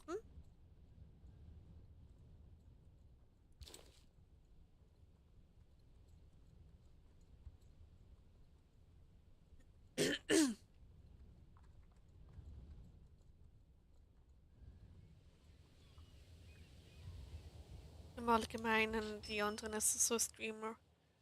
Okay. Na gut, jeder hat da so seine Meinung. Weil der meiste schreibt halt so viel in den Chat, dass du gar nicht mehr nachkommst. Oder gar nie wirklich erwähnt wirst. Das finde ich auch mega schade bei den meisten. Und ja, ich versuche auch auf euch einzugehen und eure Nachrichten zu lesen und alles. Und ja. Aber ich habe eher das Gefühl, dass ich langweilig bin, weil ich halt ab und zu einfach nichts habe zum Reden. Genau.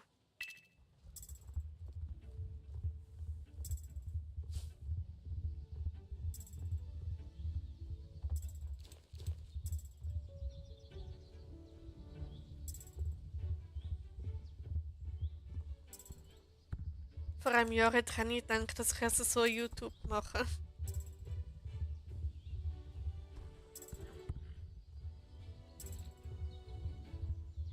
Bin ich nicht. Ah, danke, Raya. Du findest also nicht langweilig. Das ist mega schön zum Wissen.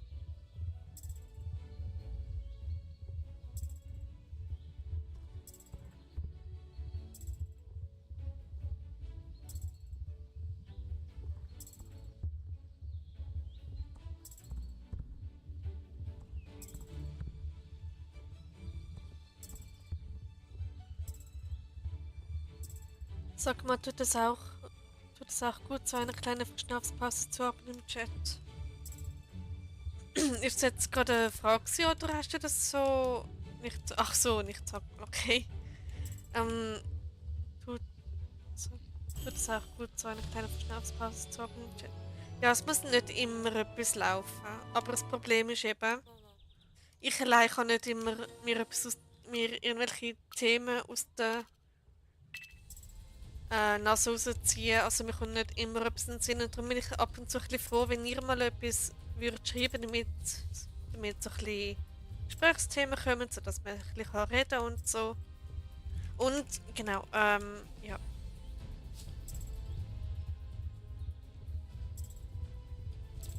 Ja. Und der rote Faden ist schon wieder weg. Juhui.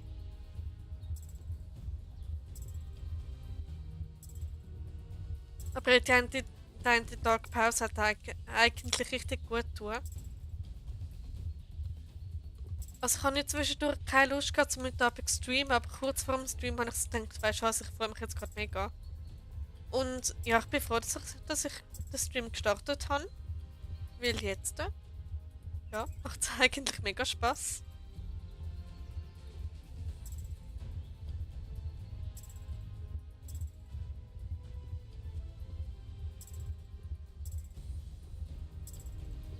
Perfekt.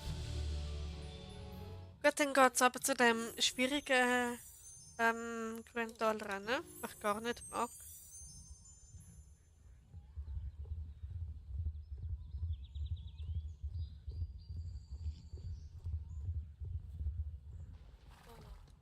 So, wir werden sehen. Ja, wir werden sehen, ob ich das schaffe oder nicht. First try, jetzt mal hoffen. Streaming-Zeitpunkte sind auch nicht schlecht. Finde ich, das macht das Ganze alles ein wenig einfacher. Ja, das finde ich auch toll. Also ich hoffe, 7:30 ist für euch alle gut. Sonst kann ich mich euch auch anpassen. Und ja. Und eben, ich weiss von anderen YouTubern, die so etwas auch eingeführt haben mit regelmäßigen Streaming-Tagen, dass es eigentlich wirklich mega Spaß macht und man sich dann wirklich auch darauf freuen und alles. Und ja. Und darum möchte ich das selber auch so einführen. Und heute ist jetzt mein zweiter normaler Streaming-Tag. Das neben dem Donnerstag. Und ja, ich würde mich jetzt wirklich daran halten. Es kann sein, dass je nach Motivation und so mal spontane Streams dazwischen kommen. Aber ich würde sagen, das ist eher selten. Für mich passt super. Dann bleibe ich bei 7:30. Weil es echt eine angenehme Zeit. 2 Stunden Level up bis um 10 Uhr. Danach noch ein paar Jumpies oder so, je nachdem. Genau.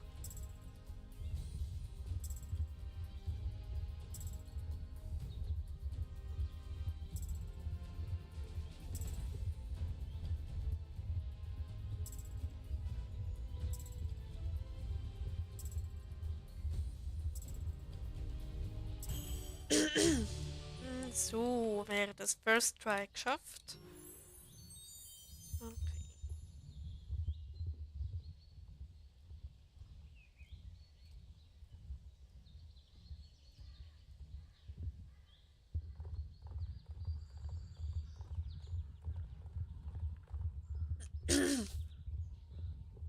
Und was als gut ist, also fester Streaming-Tag, es gibt mir selber auch Routine.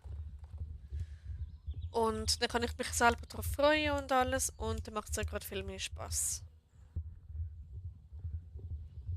Ich habe jetzt noch mal nachgeschaut, wegen, ob wie viele Abonnenten man streamen kann. Und bei mir stand, dass man ab 50 Abonnenten auf dem iPad streamen kann. Ja, die Info habe ich auch. Also, dass man allgemein, ich habe jetzt auf dem Handy das mal nachgeschaut, da steht auch 50 Abonnenten.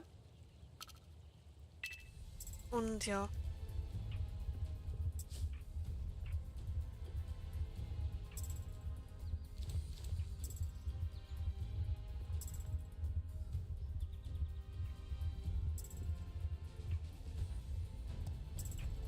Wir werden es sehen.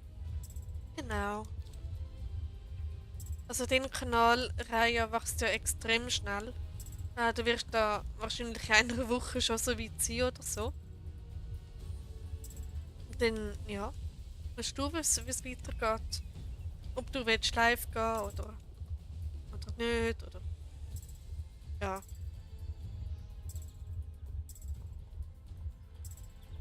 Im Moment ist es wieder ein wenig ruhiger. Okay.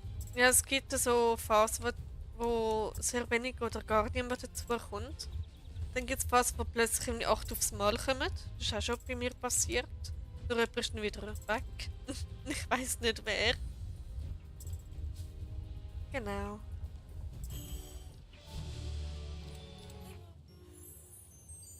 So, dann ab zu der Koppelinsel.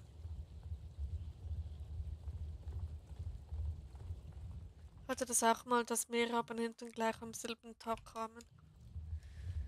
Ja, bei mir auch. Aber ja, das ist selten.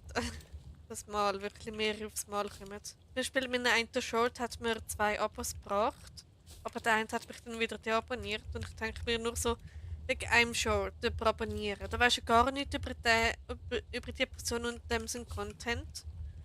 Und dann habe ich wahrscheinlich den falschen Content für den gemacht. Und dann ist er wieder weg.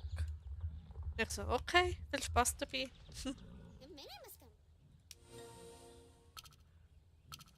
Ich würde jetzt nicht, nur weil mir ein Short für jemanden gefällt, würde ich die Person jetzt nicht gerade abonnieren. Also wenn ich jemanden abonniere, dann ich wirklich zuerst mehrere Videos anschauen und wenn mir dann jedes Video gefällt, erst dann ich abonnieren. Aber nicht nur wegen einem Video oder so. Bei mir ist auch einer vor kurzem verschwunden, aber da kommt wieder einer dazu. Okay, bei mir bis jetzt leider nicht. Aber ich meine, Abonnezahl sind mir egal. Das Ziel habe ich schon erfüllen. Das so Ziel. Und ich habe das wieder hochgeladen. Oh Gott, wieso springe ich denn da durch? Nice Cookie. Ich schaue es mir dann später mal an, so nach dem Stream oder so.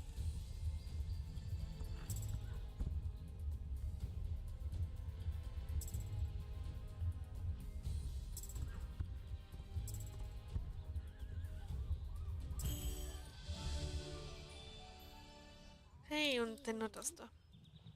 Hab gerade 88 Krümel. Okay, das ist viel Cookie.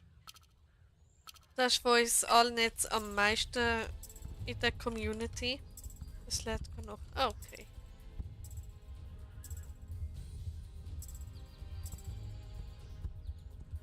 Also, ich habe jetzt kein Abo-Ziel, aber ich würde sagen, bei 100 Abos gibt es ein Special. Ich möchte unbedingt mal ein Abo-Special machen, aber es geht leider nur bei einer Rundenzahl. Oder bei einer speziellen. Das 25 habe ich leider schon lange hinter mir, dort habe ich aber leider kein Special gemacht. Genau.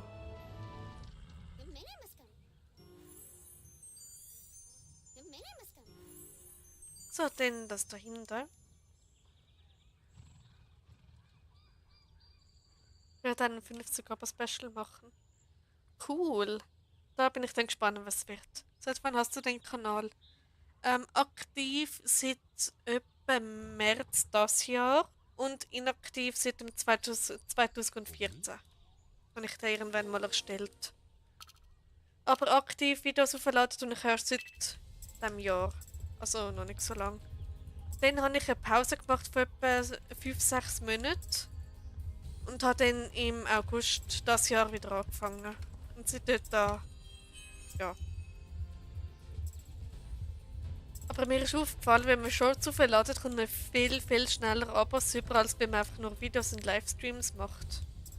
Also bei Shorts gibt es wohl mehr Leute, die jemanden abonnieren. Und ja. Also könnte ich das auch mal ausprobieren. Hast du noch einen Kanal, der aktiv ist oder nicht aktiv ist auf YouTube? Ja, ich habe einen, der nicht aktiv ist. Da habe ich das letzte Mal irgendwie vor 3 Jahren etwas hochgeladen. Das ist mein erstes YouTube-Video drauf, der ist so peinlich. Ich hatte jetzt so komisch tiefe Stimme, also «Hello, Leute!»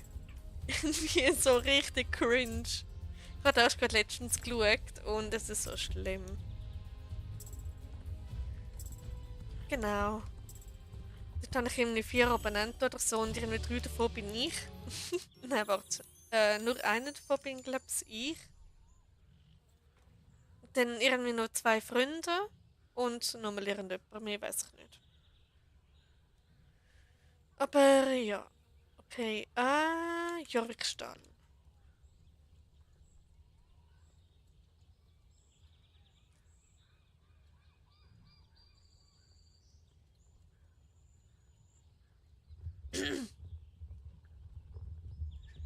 Gut.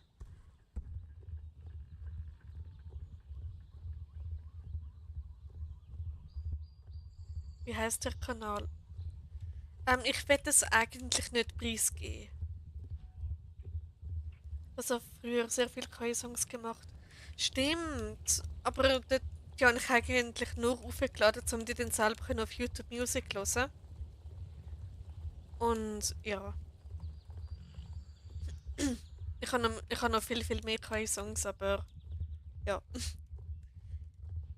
Genau, dort habe ich noch anders geheißen, also nicht kleine Wolke, sondern einfach nur Gabi. Und so bin ich auch bekannt gewesen unter dem Namen bei anderen Streamer. Die haben mich so mit dem Namen kennt. Und ja, die würden mich jetzt nicht mehr kennen, wenn ich einfach so schnell ein Hoi in den Chat schreibe, wenn sie live sind. Und ja.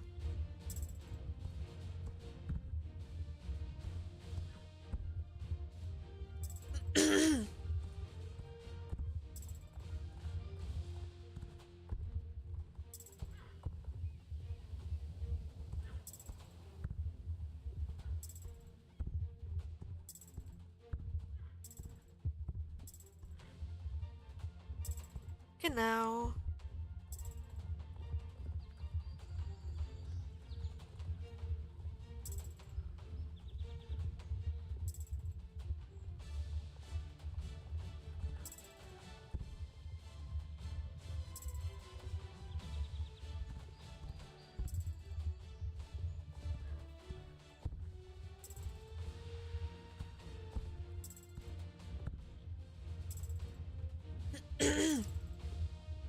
So. Während. Oder auch noch nicht.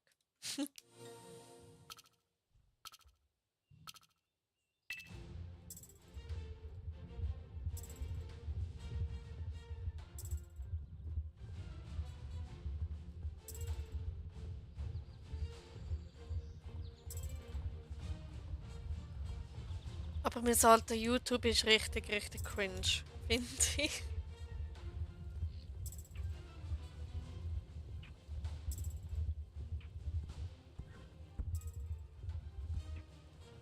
Ich habe heute mal wieder meine alte Freundin getroffen. Oh, wie schön. Ah, das ist toll, Raya. Hoffentlich verstehen die euch nicht so wie ich und meine alte Kollegin. Ah ja. Hoffentlich haben wir schöne Zeit gehabt. Und ja. Mein S-Frame hat sich gerade ausgeschaltet. Immer um 20 vor. Oder 20 ab. Oder nein, 10 ab und 20 vor schaltet er sich einmal ein und aus.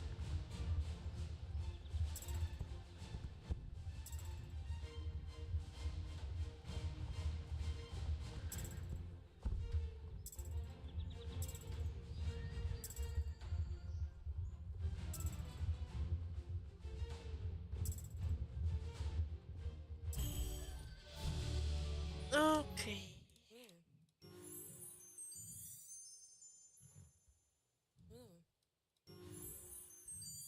So. Dann geht es dem Schlangenbiss rennen und zum anderen.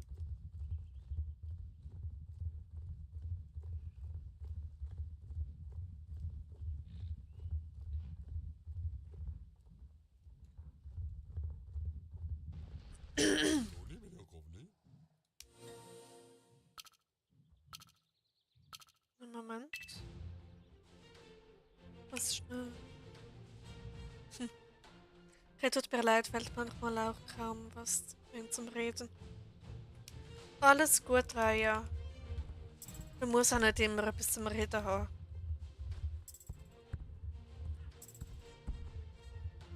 Aber so, ab und zu etwas zum Sagen ist halt schon nett. Aber ja. Weil irgendwann haben wir auch jedes Thema durchgequatscht, was wir hätten können. Moment, drüber geredet, sagen wir es so.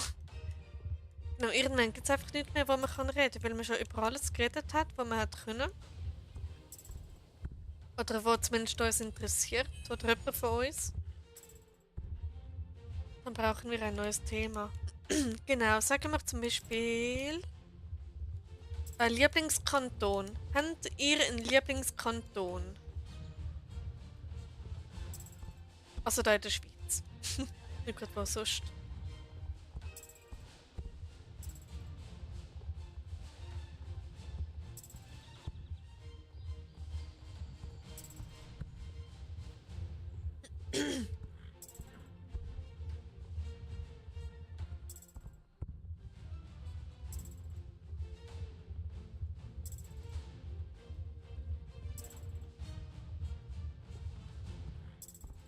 Mein Lieblingskanton sind Schaffhausen, Graubünden und Glarus.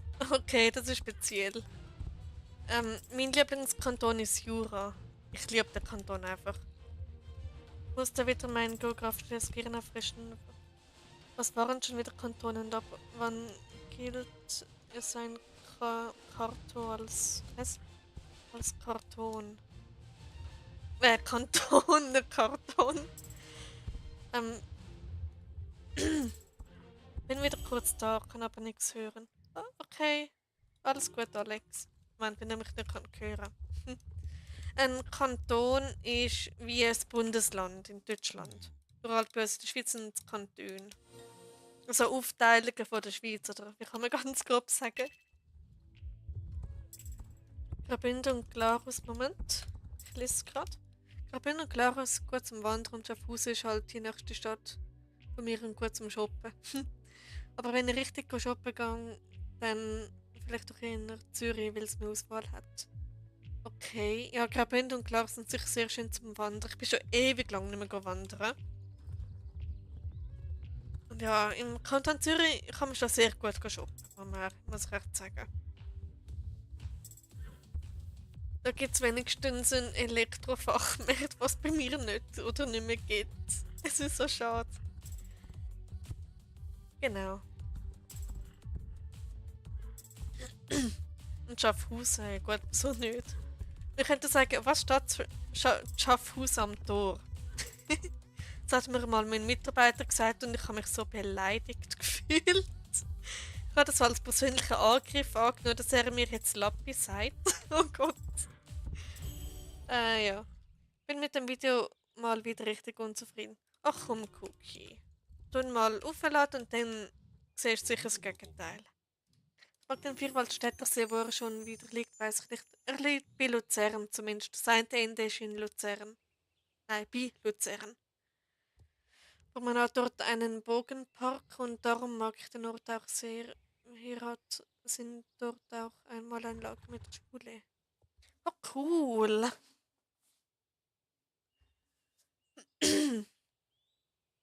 Dort mal ein Klassenlager oder so haben wir dort gehabt. Vielleicht. Okay, den vergessene Felder. Schweiz ist ein schönes Land. Oh ja, ich mag die Schweiz sehr. Schule, yep. Okay.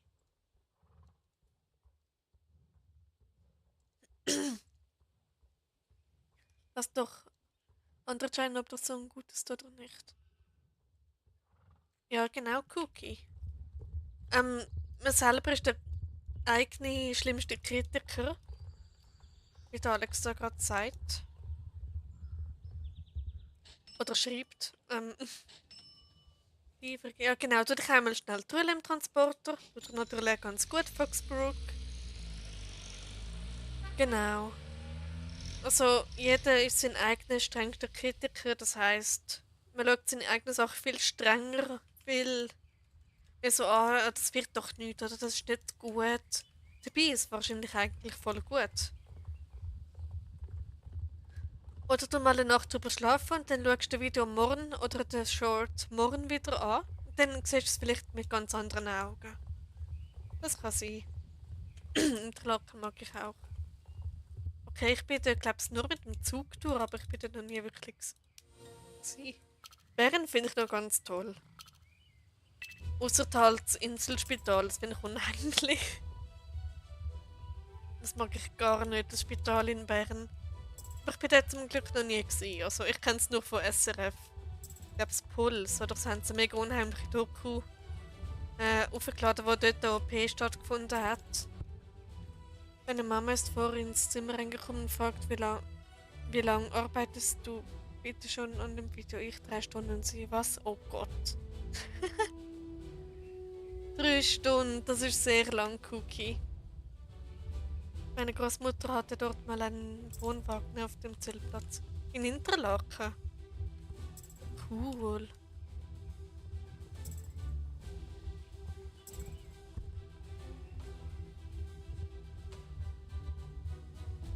Genau, und schwuppsdiwupps, wir haben wieder das Gesprächsthema, nämlich was ist in der Schweiz. Ist doch auch super.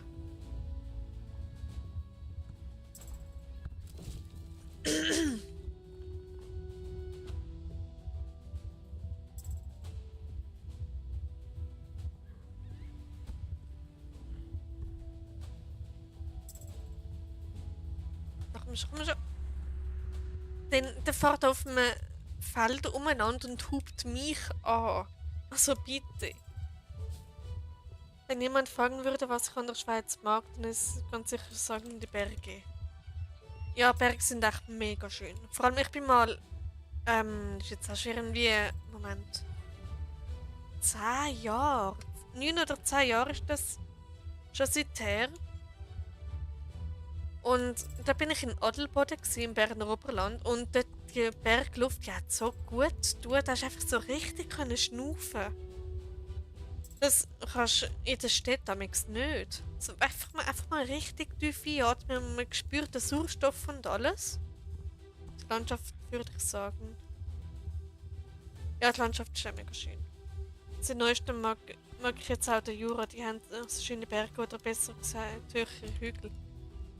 Ja, der Jura ist mega, mega toll. Ich liebe den Kanton. Allein schon nicht nur wegen der Landschaft, sondern auch wegen Erinnerungen. Extrem tolle Erinnerungen. Und wegen der Freiberger. Wir sind ja dort beheimatet. Ursprünglich, glaub's. In Adelboden bin ich früher noch Skifahren. Okay, cool. Oh Gott, Skifahren, mit dem kannst du mich verjagen. Von 2013 bis 2017 gsi. Cool. Ja, ich bin dort einfach mal in der Ferien und die Bergluft ist so schön. Dort gibt es ja die Ängstliche Alp. Wir reden über die Schweiz und dann komme ich so komplett random und kritisiere mein Video. Ja, Cookie. Ähm, jeder hat sein eigenes Thema und ich versuche auf jeden einzugehen. Also, ich bin einfach nicht kritisch mit dem Video, der ist safe gut. Genau. Ich habe mal in Bergen Schleichfotos gemacht, die waren so gut. Also, Fotos von deinen Schleichpferd. Wie cool ist das denn?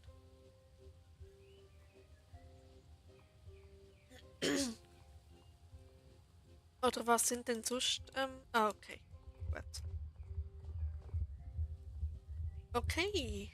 Es tut halt schon gut, so über sein Heimatland können reden. Wobei mein Heimatland ist ja nicht nur die Schweiz. Also meine Oma kommt ja aus Österreich. Aus dem Tirol, um genau zu sein. Mehr weiß ich jetzt leider auch nicht. Aber vor 4 Tagen die 80 Abos geknackt, habe jetzt schon fast 90. Ui, ui, Glückwunsch, Cookie. Dein Kanal wächst ja extrem schnell. Aber das zeigt auch, dass den Leuten deine Videos gefallen. Also bist nicht so streng mit dir.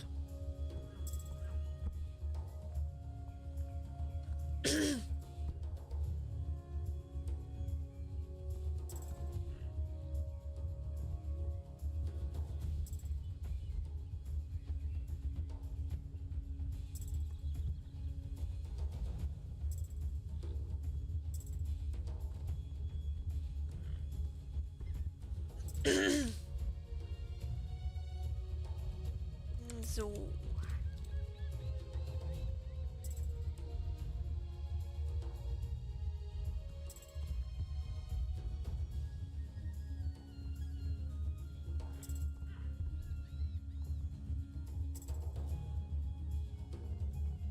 Finde zwei Banken.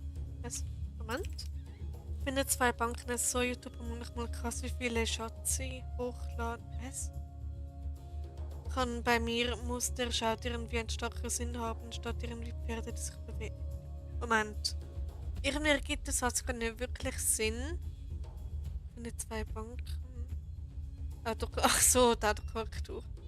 Okay, die bringt da einiges durcheinander. Ich kann es vielleicht nochmal schreiben, weil ich verstehe den Satz nicht. Es tut mir so leid.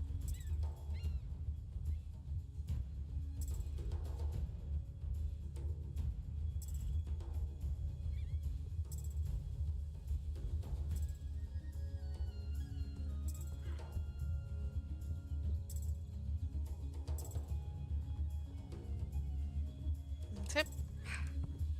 Upala, nein, nicht Bounce Bounce machen. Foxbrook.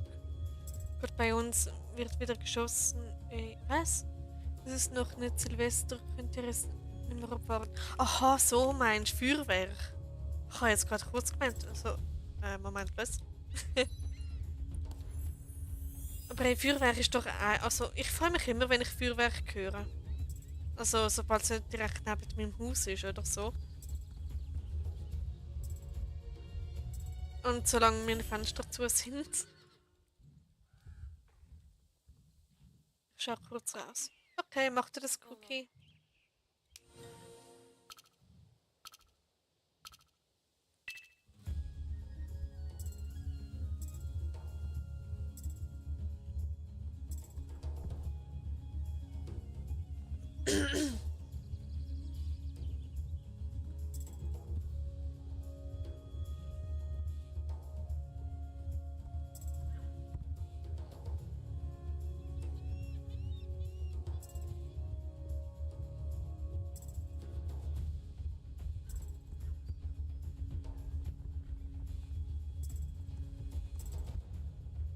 Hoppala. So.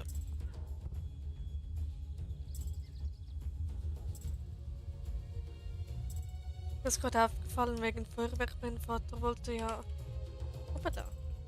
wollte ja am Anfang im Video eine Rakete starten. Da kann man ja jetzt, weil es ja jetzt diese Raketenständer ewig sind im Spiel.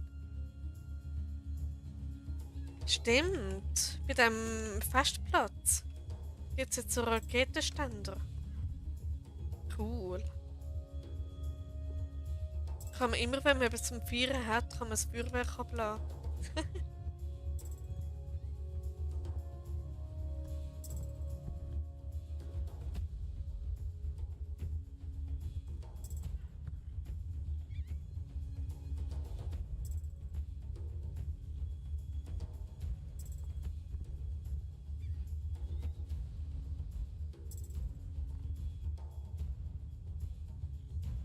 Wie drehen wir das gerade so schön entgegenkritisch? Okay.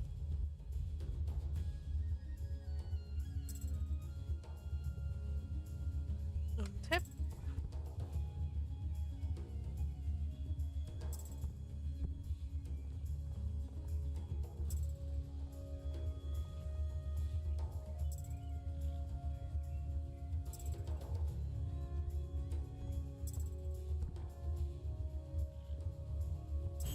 Was schon mal bei einem Mittelalterfest.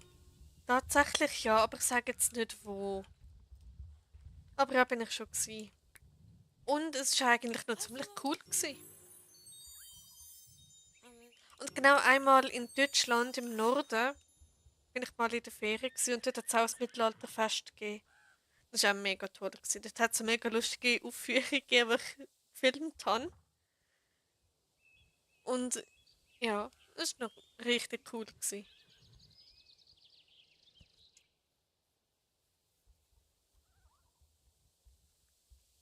Okay, dann ab nach Dandal. Dandal. Okay, meine arme Katze, die war einfach draußen, während ich geschossen habe. Oh nein, die Arme. Aber jetzt ist sie drin, ist sie in Sicherheit. Weil das wäre die Hauptsache.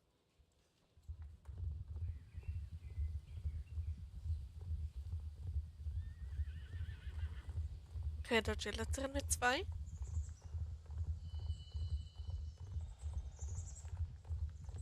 Übrigens ist bei euch die Helligkeit gut da im Spiel. Oder ist es einfach nur mein Handy, das gerne lieber dunkler anzeigt?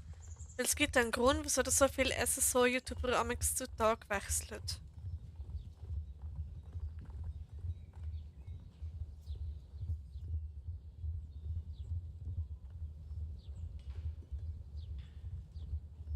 So. Jetzt ist sie drinnen. Einer liegt bei mir auf dem Schoß und einer ist bei meiner Mama. Oh, herzig. Na dann, ich bin dann für heute komplett raus. Ich wünsche euch allen nochmals einen schönen Abend und noch gute Nacht und später üben geht in der Zeit wenig vor deshalb. Alles klar, Alex. Danke, dass du da dabei gewesen bist. Und ja, Ägypten ist eine Stunde weiter vorne, also. Dann gute Nacht, würde ich sagen, und bis nächstes Mal. Ich war mal bei einem italienischen Mittelalterfest und da kam so plötzlich so groß in Sicht und bin einfach abgehauen als Kind, weil ich Angst hatte. Ja, das kann ich verstehen. So als Kind, ähm, ja.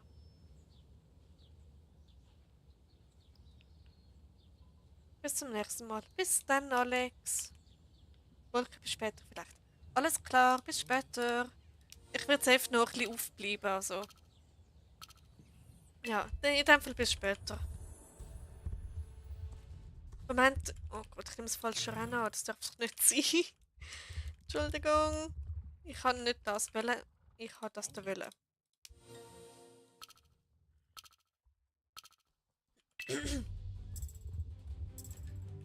So.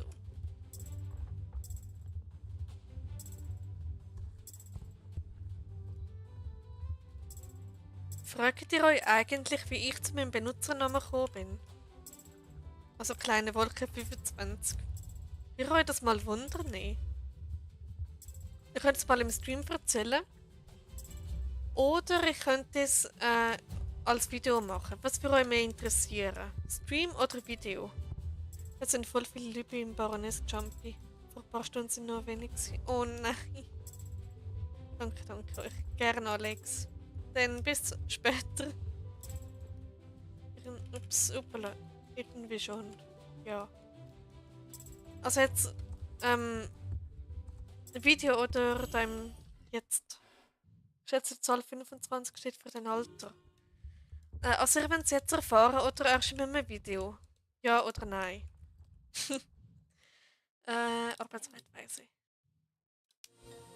Weil dann würde ich eben jetzt schon erzählen, wie ich zu meinem Namen gekommen bin. Wenn ihr es jetzt wissen wollt. Jetzt live. Okay, also mein Name, Kleine Wolke, der stammt aus der Grundschule, so 1. bis 3. Klasse. Dort haben wir das Thema Indianer gehabt, also wir haben so Mensch und Umwelt gehabt, so als Fach. Und dort war eben Thema Indianer gewesen, und dann haben wir uns einen Indianernamen ausdenken. Und aus irgendeinem Grund ist mir der kleine Wolke in den Sinn gekommen. Ich glaube, meine Lehrerin hat es mal vorgeschlagen oder so. Und ich habe das so super süß gefunden, dass ich unbedingt das als Namen haben wollte. Und jeder hat so seinen eigenen Indianernamen gehabt. Und ja. Und 25 ist halt allgemein meine Lieblingszahl. Und ja, dann einfach kombinieren, kleine Wolke, 25. Ja, so, es ist ein Name, den ich mal als Kind ausgedacht habe. Oder halt eben meine Lehrerin, ich glaube, es mal vorgeschlagen hat. Ich weiß nicht mehr, ob sie es vorgeschlagen hat oder ob ich selber auf die Idee gekommen bin. Ne, also, blöd gesagt, es ist einfach mein Indianername aus der Kindheit.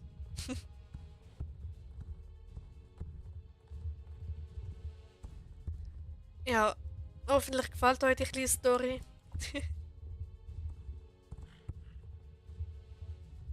Süß, wir hatten uns in der Familie auch noch Indianernamen zugestellt. Ah, cool. Wie hast denn du geheißen als Indianer? Also eben, ich bin kleine Wolke. Als Indianernamen.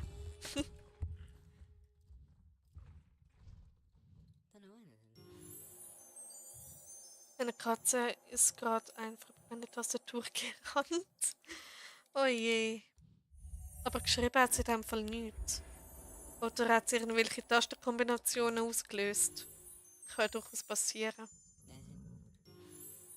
Okay.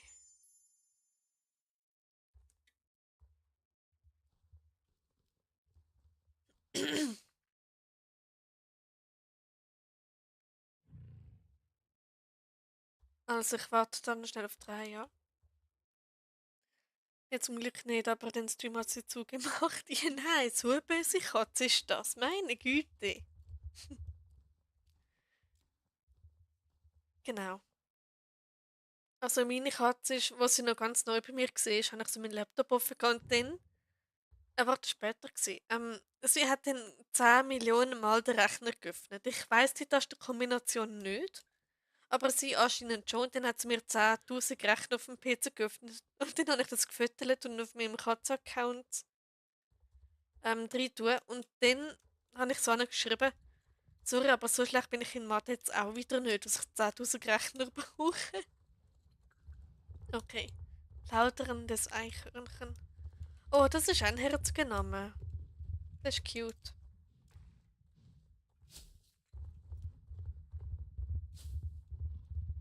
Ja, bei Indianernamen kann man ja immer ziemlich kreativ sein, also. Ups. Ja, willst du jetzt schwimmen oder wie, Foxbrook? Und Papa ist die zahnlose Wildsau. Oh. Na, Wildschwein erinnert mich voll an meinen Opa. Ah, sind das tolle Zeiten gewesen.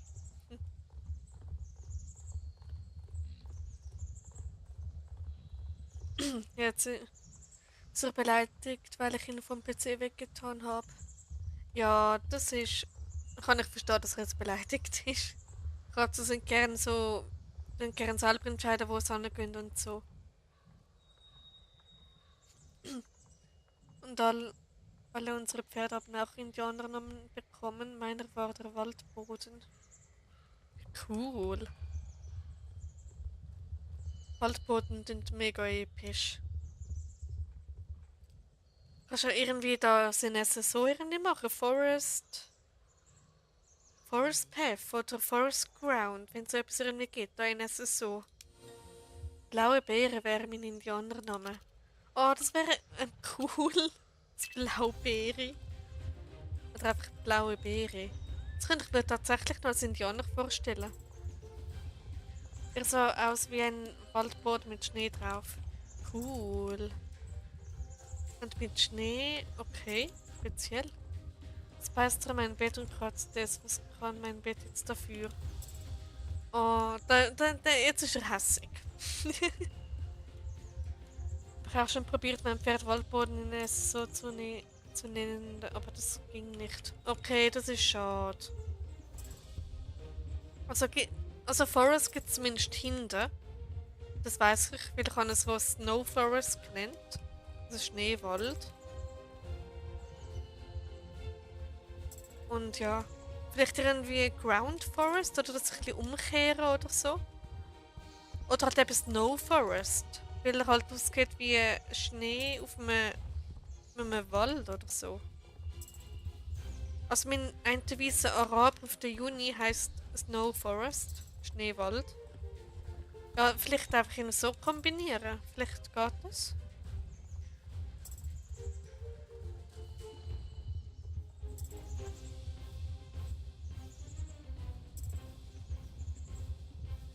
Und mir überlegt, ob ich den Jarrow Woodfloor nennen soll, Holzboden. Wieso nicht? Go for it, wenn es eine Möglichkeit ist.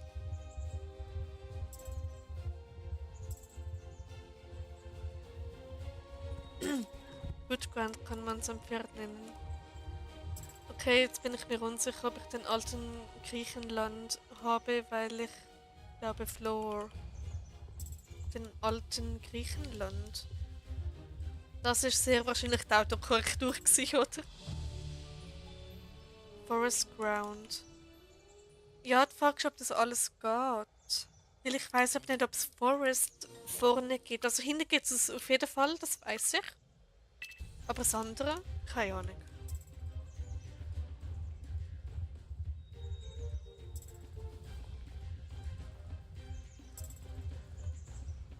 Nicht Griechenland, Criollo. Ach so.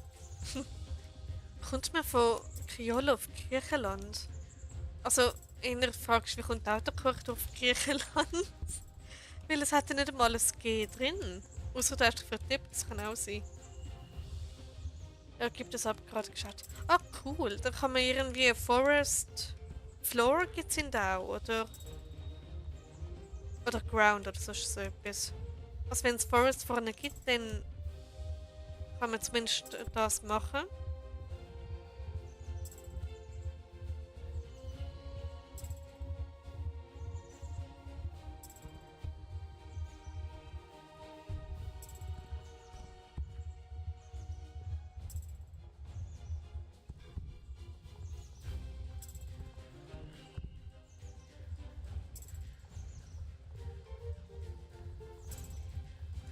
Forest Ground, Forest Floor oder Wood Floor oder Wood Ground gibt alles. Forest als Vorname gibt's. Okay, das ist echt toll. Also, Raya, Forest Ground oder Forest Floor, wenn du nach so einem Namen suchst. Cookie hat gerade ein paar gute Vorschläge gegeben.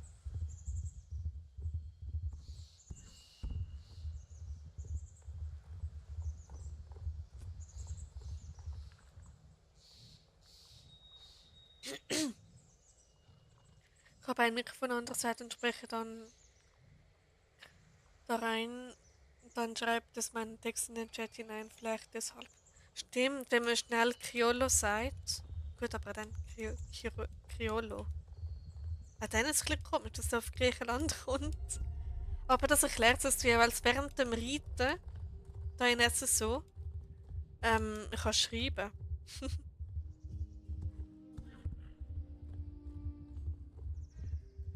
Criollo, Griechenland. Machen wir das doch als Insider, immer wenn wir Criollo schreiben wollen, oder sagen wir in Griechenland. Das wär's. Okay, danke.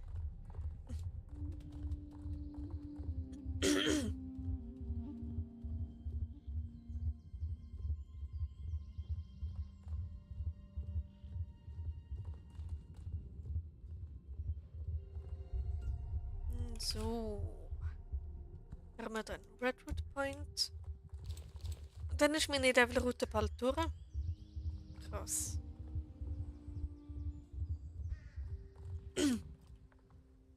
Vielleicht auch wegen meinem schweizerischen Akzent dahinter. Das ist gut möglich. Also wenn ich Schweizerdeutsch rede, versteht mein Handy ab und zu auch nur Blödsinn. Oder der Untertitel auf YouTube bei meinen schweizerdeutschen Videos, der kommt damals aufs genaue Gegenteil wie das, was ich sagen will. Ich stelle es wieder so lustig für die, die nur die Untertitel verstehen. Weil dann denkt ich, hä? Und ich dann so, der Untertitel macht genau das Gegenteil, schreibe genau das Gegenteil wie das, was ich gesagt habe. Ich stelle es nicht so lustig.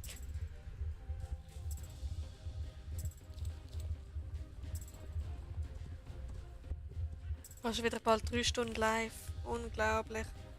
Jubela, okay, das war jetzt gerade ein bisschen weird gewesen.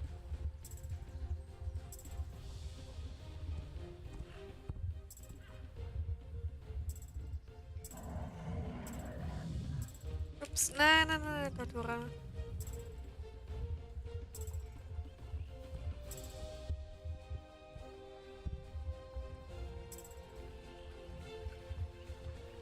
Okay, ich bin bei dem Rennen auf jeden Fall schon besser gewesen.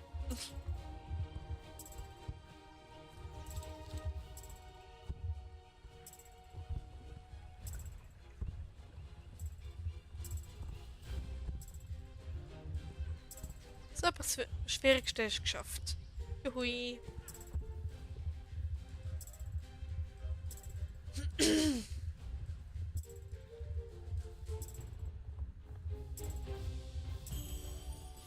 So. Dann noch Springritt-Challenge. Und dann ab zum Mondsicheldorf nach dem Rennen.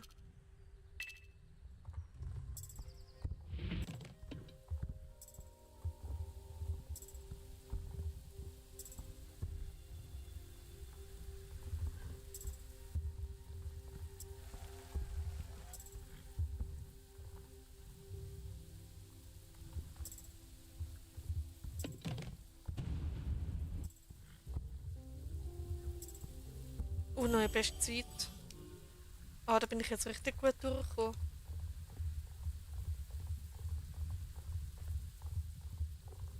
Okay,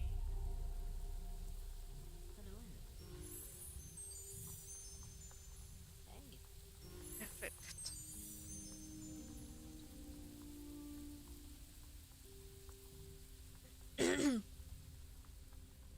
Also dann ab zum Mondsicheldorf, würde ich mal sagen. Man kann ja oft zur Abkürzung von Stars der Blesses so, ich sag manchmal auch gerne Star. Okay. Mondsicheldorf. Da.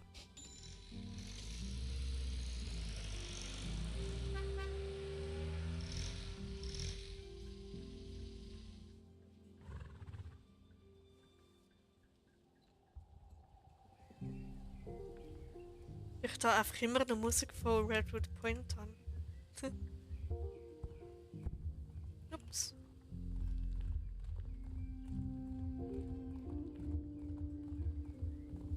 Na, wisst ihr schon, welche Rassen auf den nächsten Basar kommen? Ich finde die das so hässlich. Vor allem den, finde ich ganz schlimm. Genau.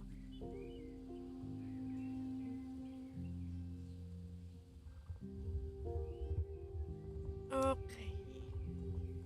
Dann ab zum letzten Rennen.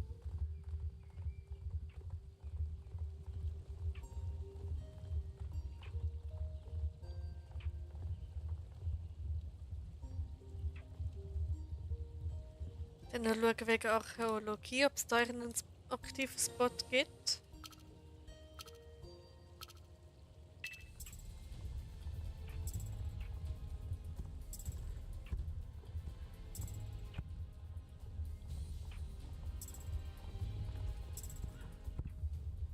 Ja, Eva, ein Schussvollblut, KWP und ja, das Warmblut.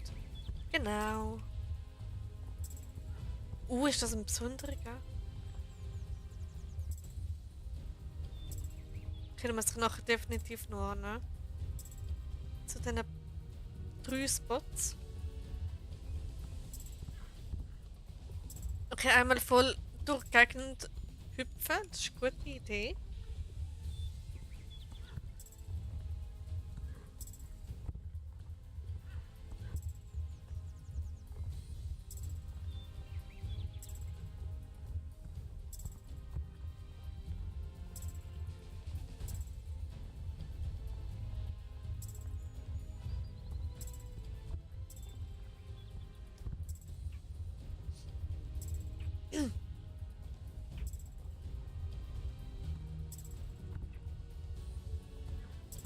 Schon wieder KWPN. Sind denn die schon auf dem Bazar gewesen? Ich weiß gerade gar nicht. So, also, es ist da entlang gegangen. Da der Weg folgen und vor dem Baum geht es links hinter. Oh, das ist nochmal eins. Nice.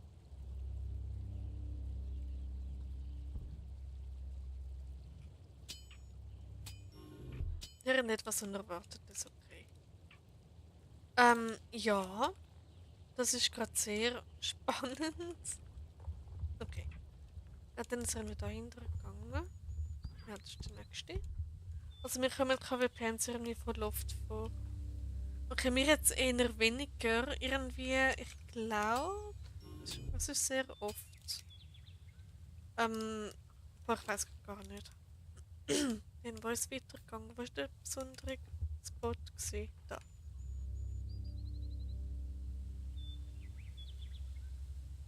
Mal schauen, was der gibt. Wertvoller Gegenstand. Okay, was ist denn das? Halb verfaultes Blatt. Ah, aus einem Buch, okay. Den hat es da oben nämlich noch mal einen gehabt, irgendwo. Obwohl, da ist noch mal einer. Ich sollte echt öfter Archäologie machen.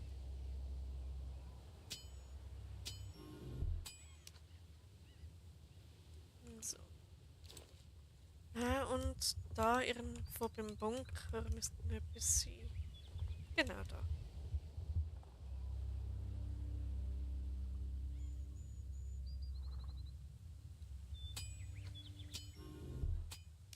Tipptopp.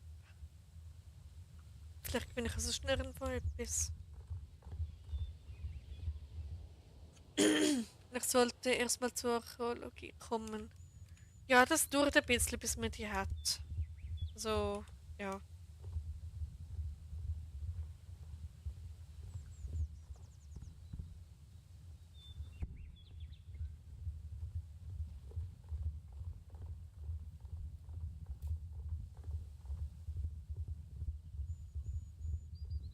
Ja, ich glaube, da hat es nichts.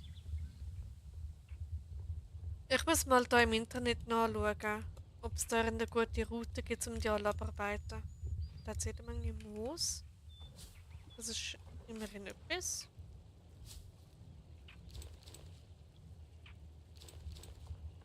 Okay.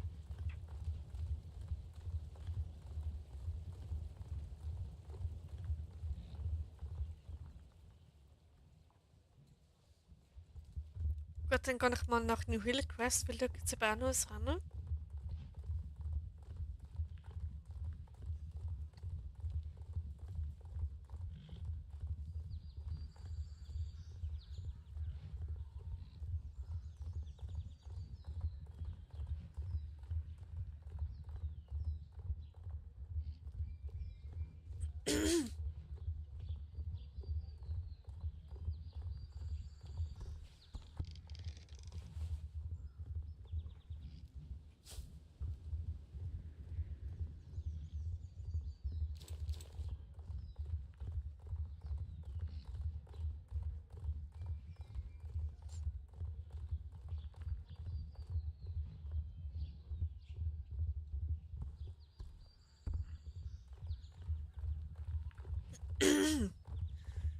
Genau.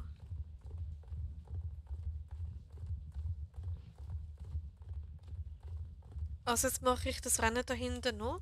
Danach noch das Hassenrennen.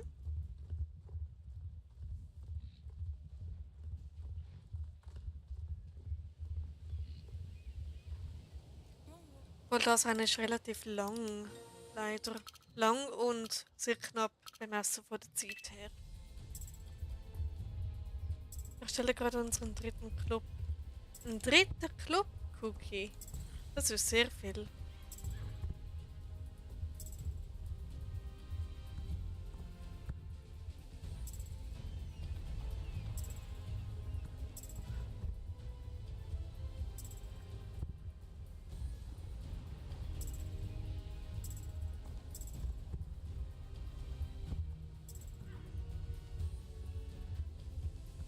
Ja, aber einfach, dass die Namen abgesichert sind. Ah, okay. Ja, das habe ich auch schon gemacht. Dann ergibt das Sinn. Ich glaube, ich könnte keinen Club führen, das wäre mir zu anstrengend. Ja, das denke ich auch bei mir. Es sind noch lange nicht so viel, erst 15. Okay.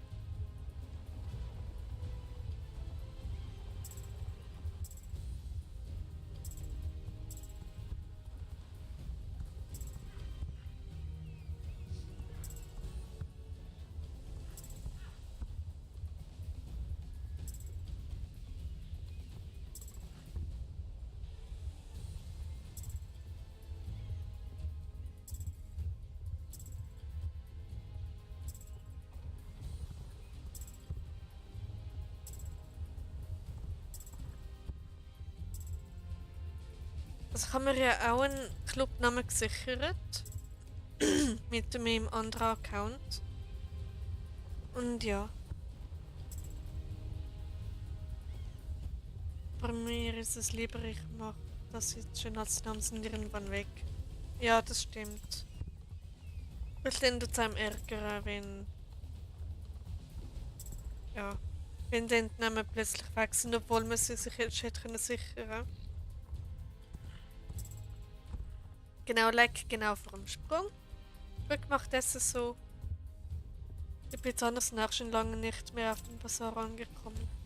Stimmt, sind die. Ich weiß, seit ich spiele, ob die überhaupt jemals auf dem Bazar gewesen sind.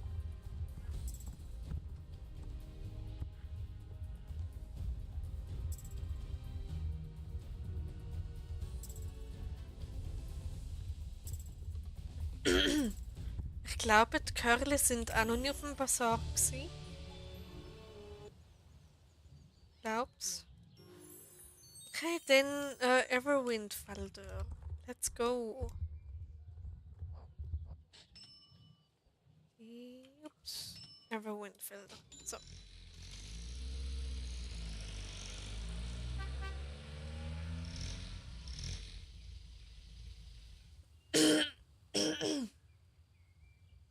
Gut, dann mach noch das Rennen.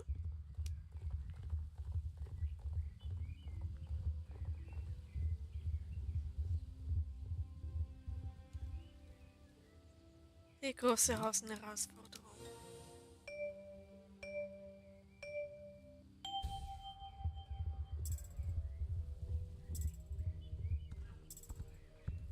Spricht es dich bei diesem Transporter auch immer wieder aus?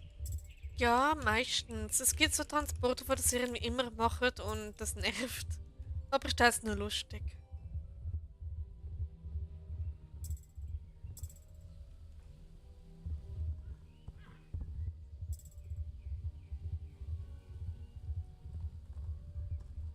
Und dann jetzt noch einen. So, komm da hin. Ich warte darauf, bis die Neueren genug alt sind, damit sie auf die Sache kommen. Ja, so kann man es auch machen. Aber keine Curly sind ja schon, oder die nordschwedischen Kaltblüter sind ja schon mega alt. Also alte Gen 3. Aber die sind bis jetzt noch auf keinem Bazar gewesen, oder? Oder habe ich es einfach verpasst? Das wäre mega schade.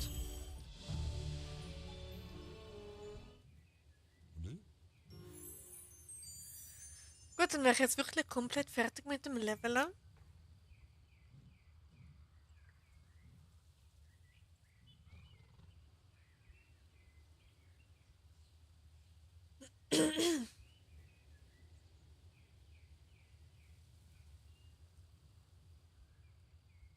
Curly habe ich gemeint, wäre schon einmal gewesen. Okay, aber ich glaube, dann, wenn ich gar noch nicht gespielt habe, kann das sein, dass sie im 24 und 25 Jahren auf dem Bazar gewesen sind. Gut, ich hatte heute richtig Streit mit dem Transporter. Ich habe gezählt und es kam nichts und dann habe ich wieder gezahlt. Es kam immer noch nichts, dann hat es gestoppt.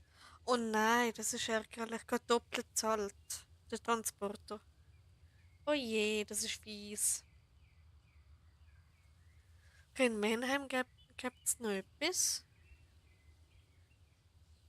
Aber ich glaube, das ist Schmetterlingsrennen.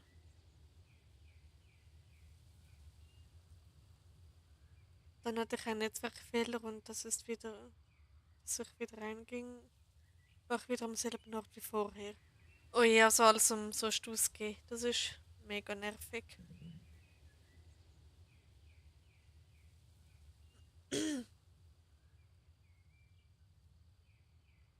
Genau, dann würde ich sagen, Jumpy soll draufhören.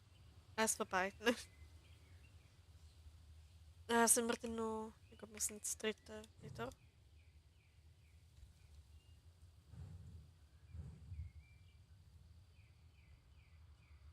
Was willst du? Ich würde jetzt eher tendieren zum Aufhören. Weil ich streame am Dienstag dann wieder. Genau, ich werde das Manifest des Tag einhalten. Das wäre noch ganz toll. Um mich mal ein bisschen daran gewöhnen. Und ja.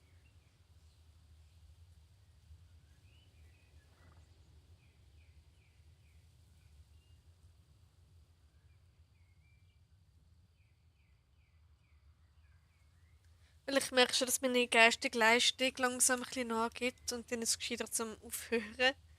Weil sonst rede ich dann noch irgendwelchen Schwachsinn, der irgendwie niemand interessiert. Wir können ja mal wieder ein spontanes CT machen. Also ich wäre dabei beim spontanen CT.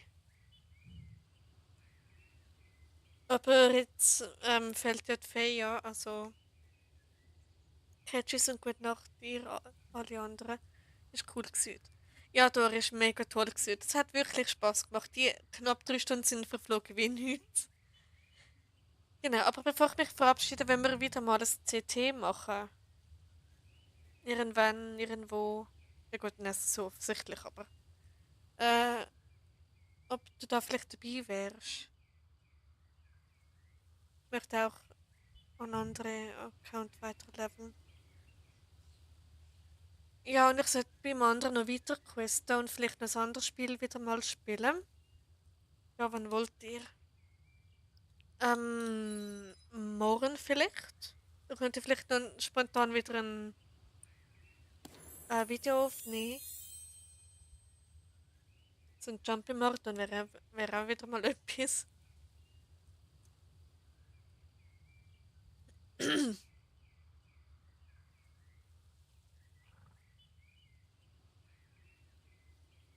Also ich wäre morgen dabei, oder? Mir ist eigentlich völlig egal. Ich glaube, ich mache dann auch mal ein Video. Ja, das kannst du. Dann machen wir beide einen und dann sehen wir so die Sicht vom anderen, was auch sehr spannend sein kann.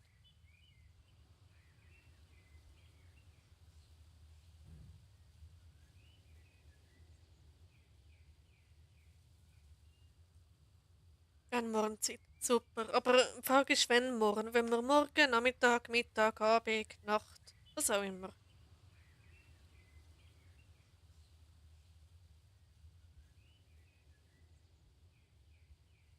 Abends. Okay, 3 Uhr wird am Abend.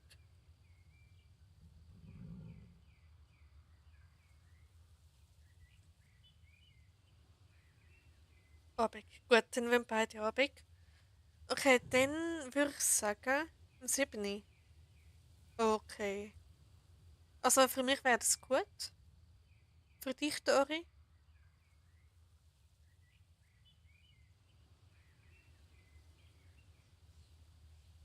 Mir ist eigentlich gleich an immer Zeit. Okay. Gut, dann machen wir morgen Abend am 7 Uhr. Das passt ja so. Ja, perfekt. Dann würde ich sagen, tue ich da den Stream beenden. Wie gesagt, es war mega toll gewesen mit euch. Es macht immer wieder Spaß mit euch zu streamen, also wenn ihr dabei sind. Genau, dann würde ich sagen, macht's gut. Gute Nacht, schlaft schön und bis zum nächsten Mal. Auch dir, Cookie, gute Nacht und schlaf schön.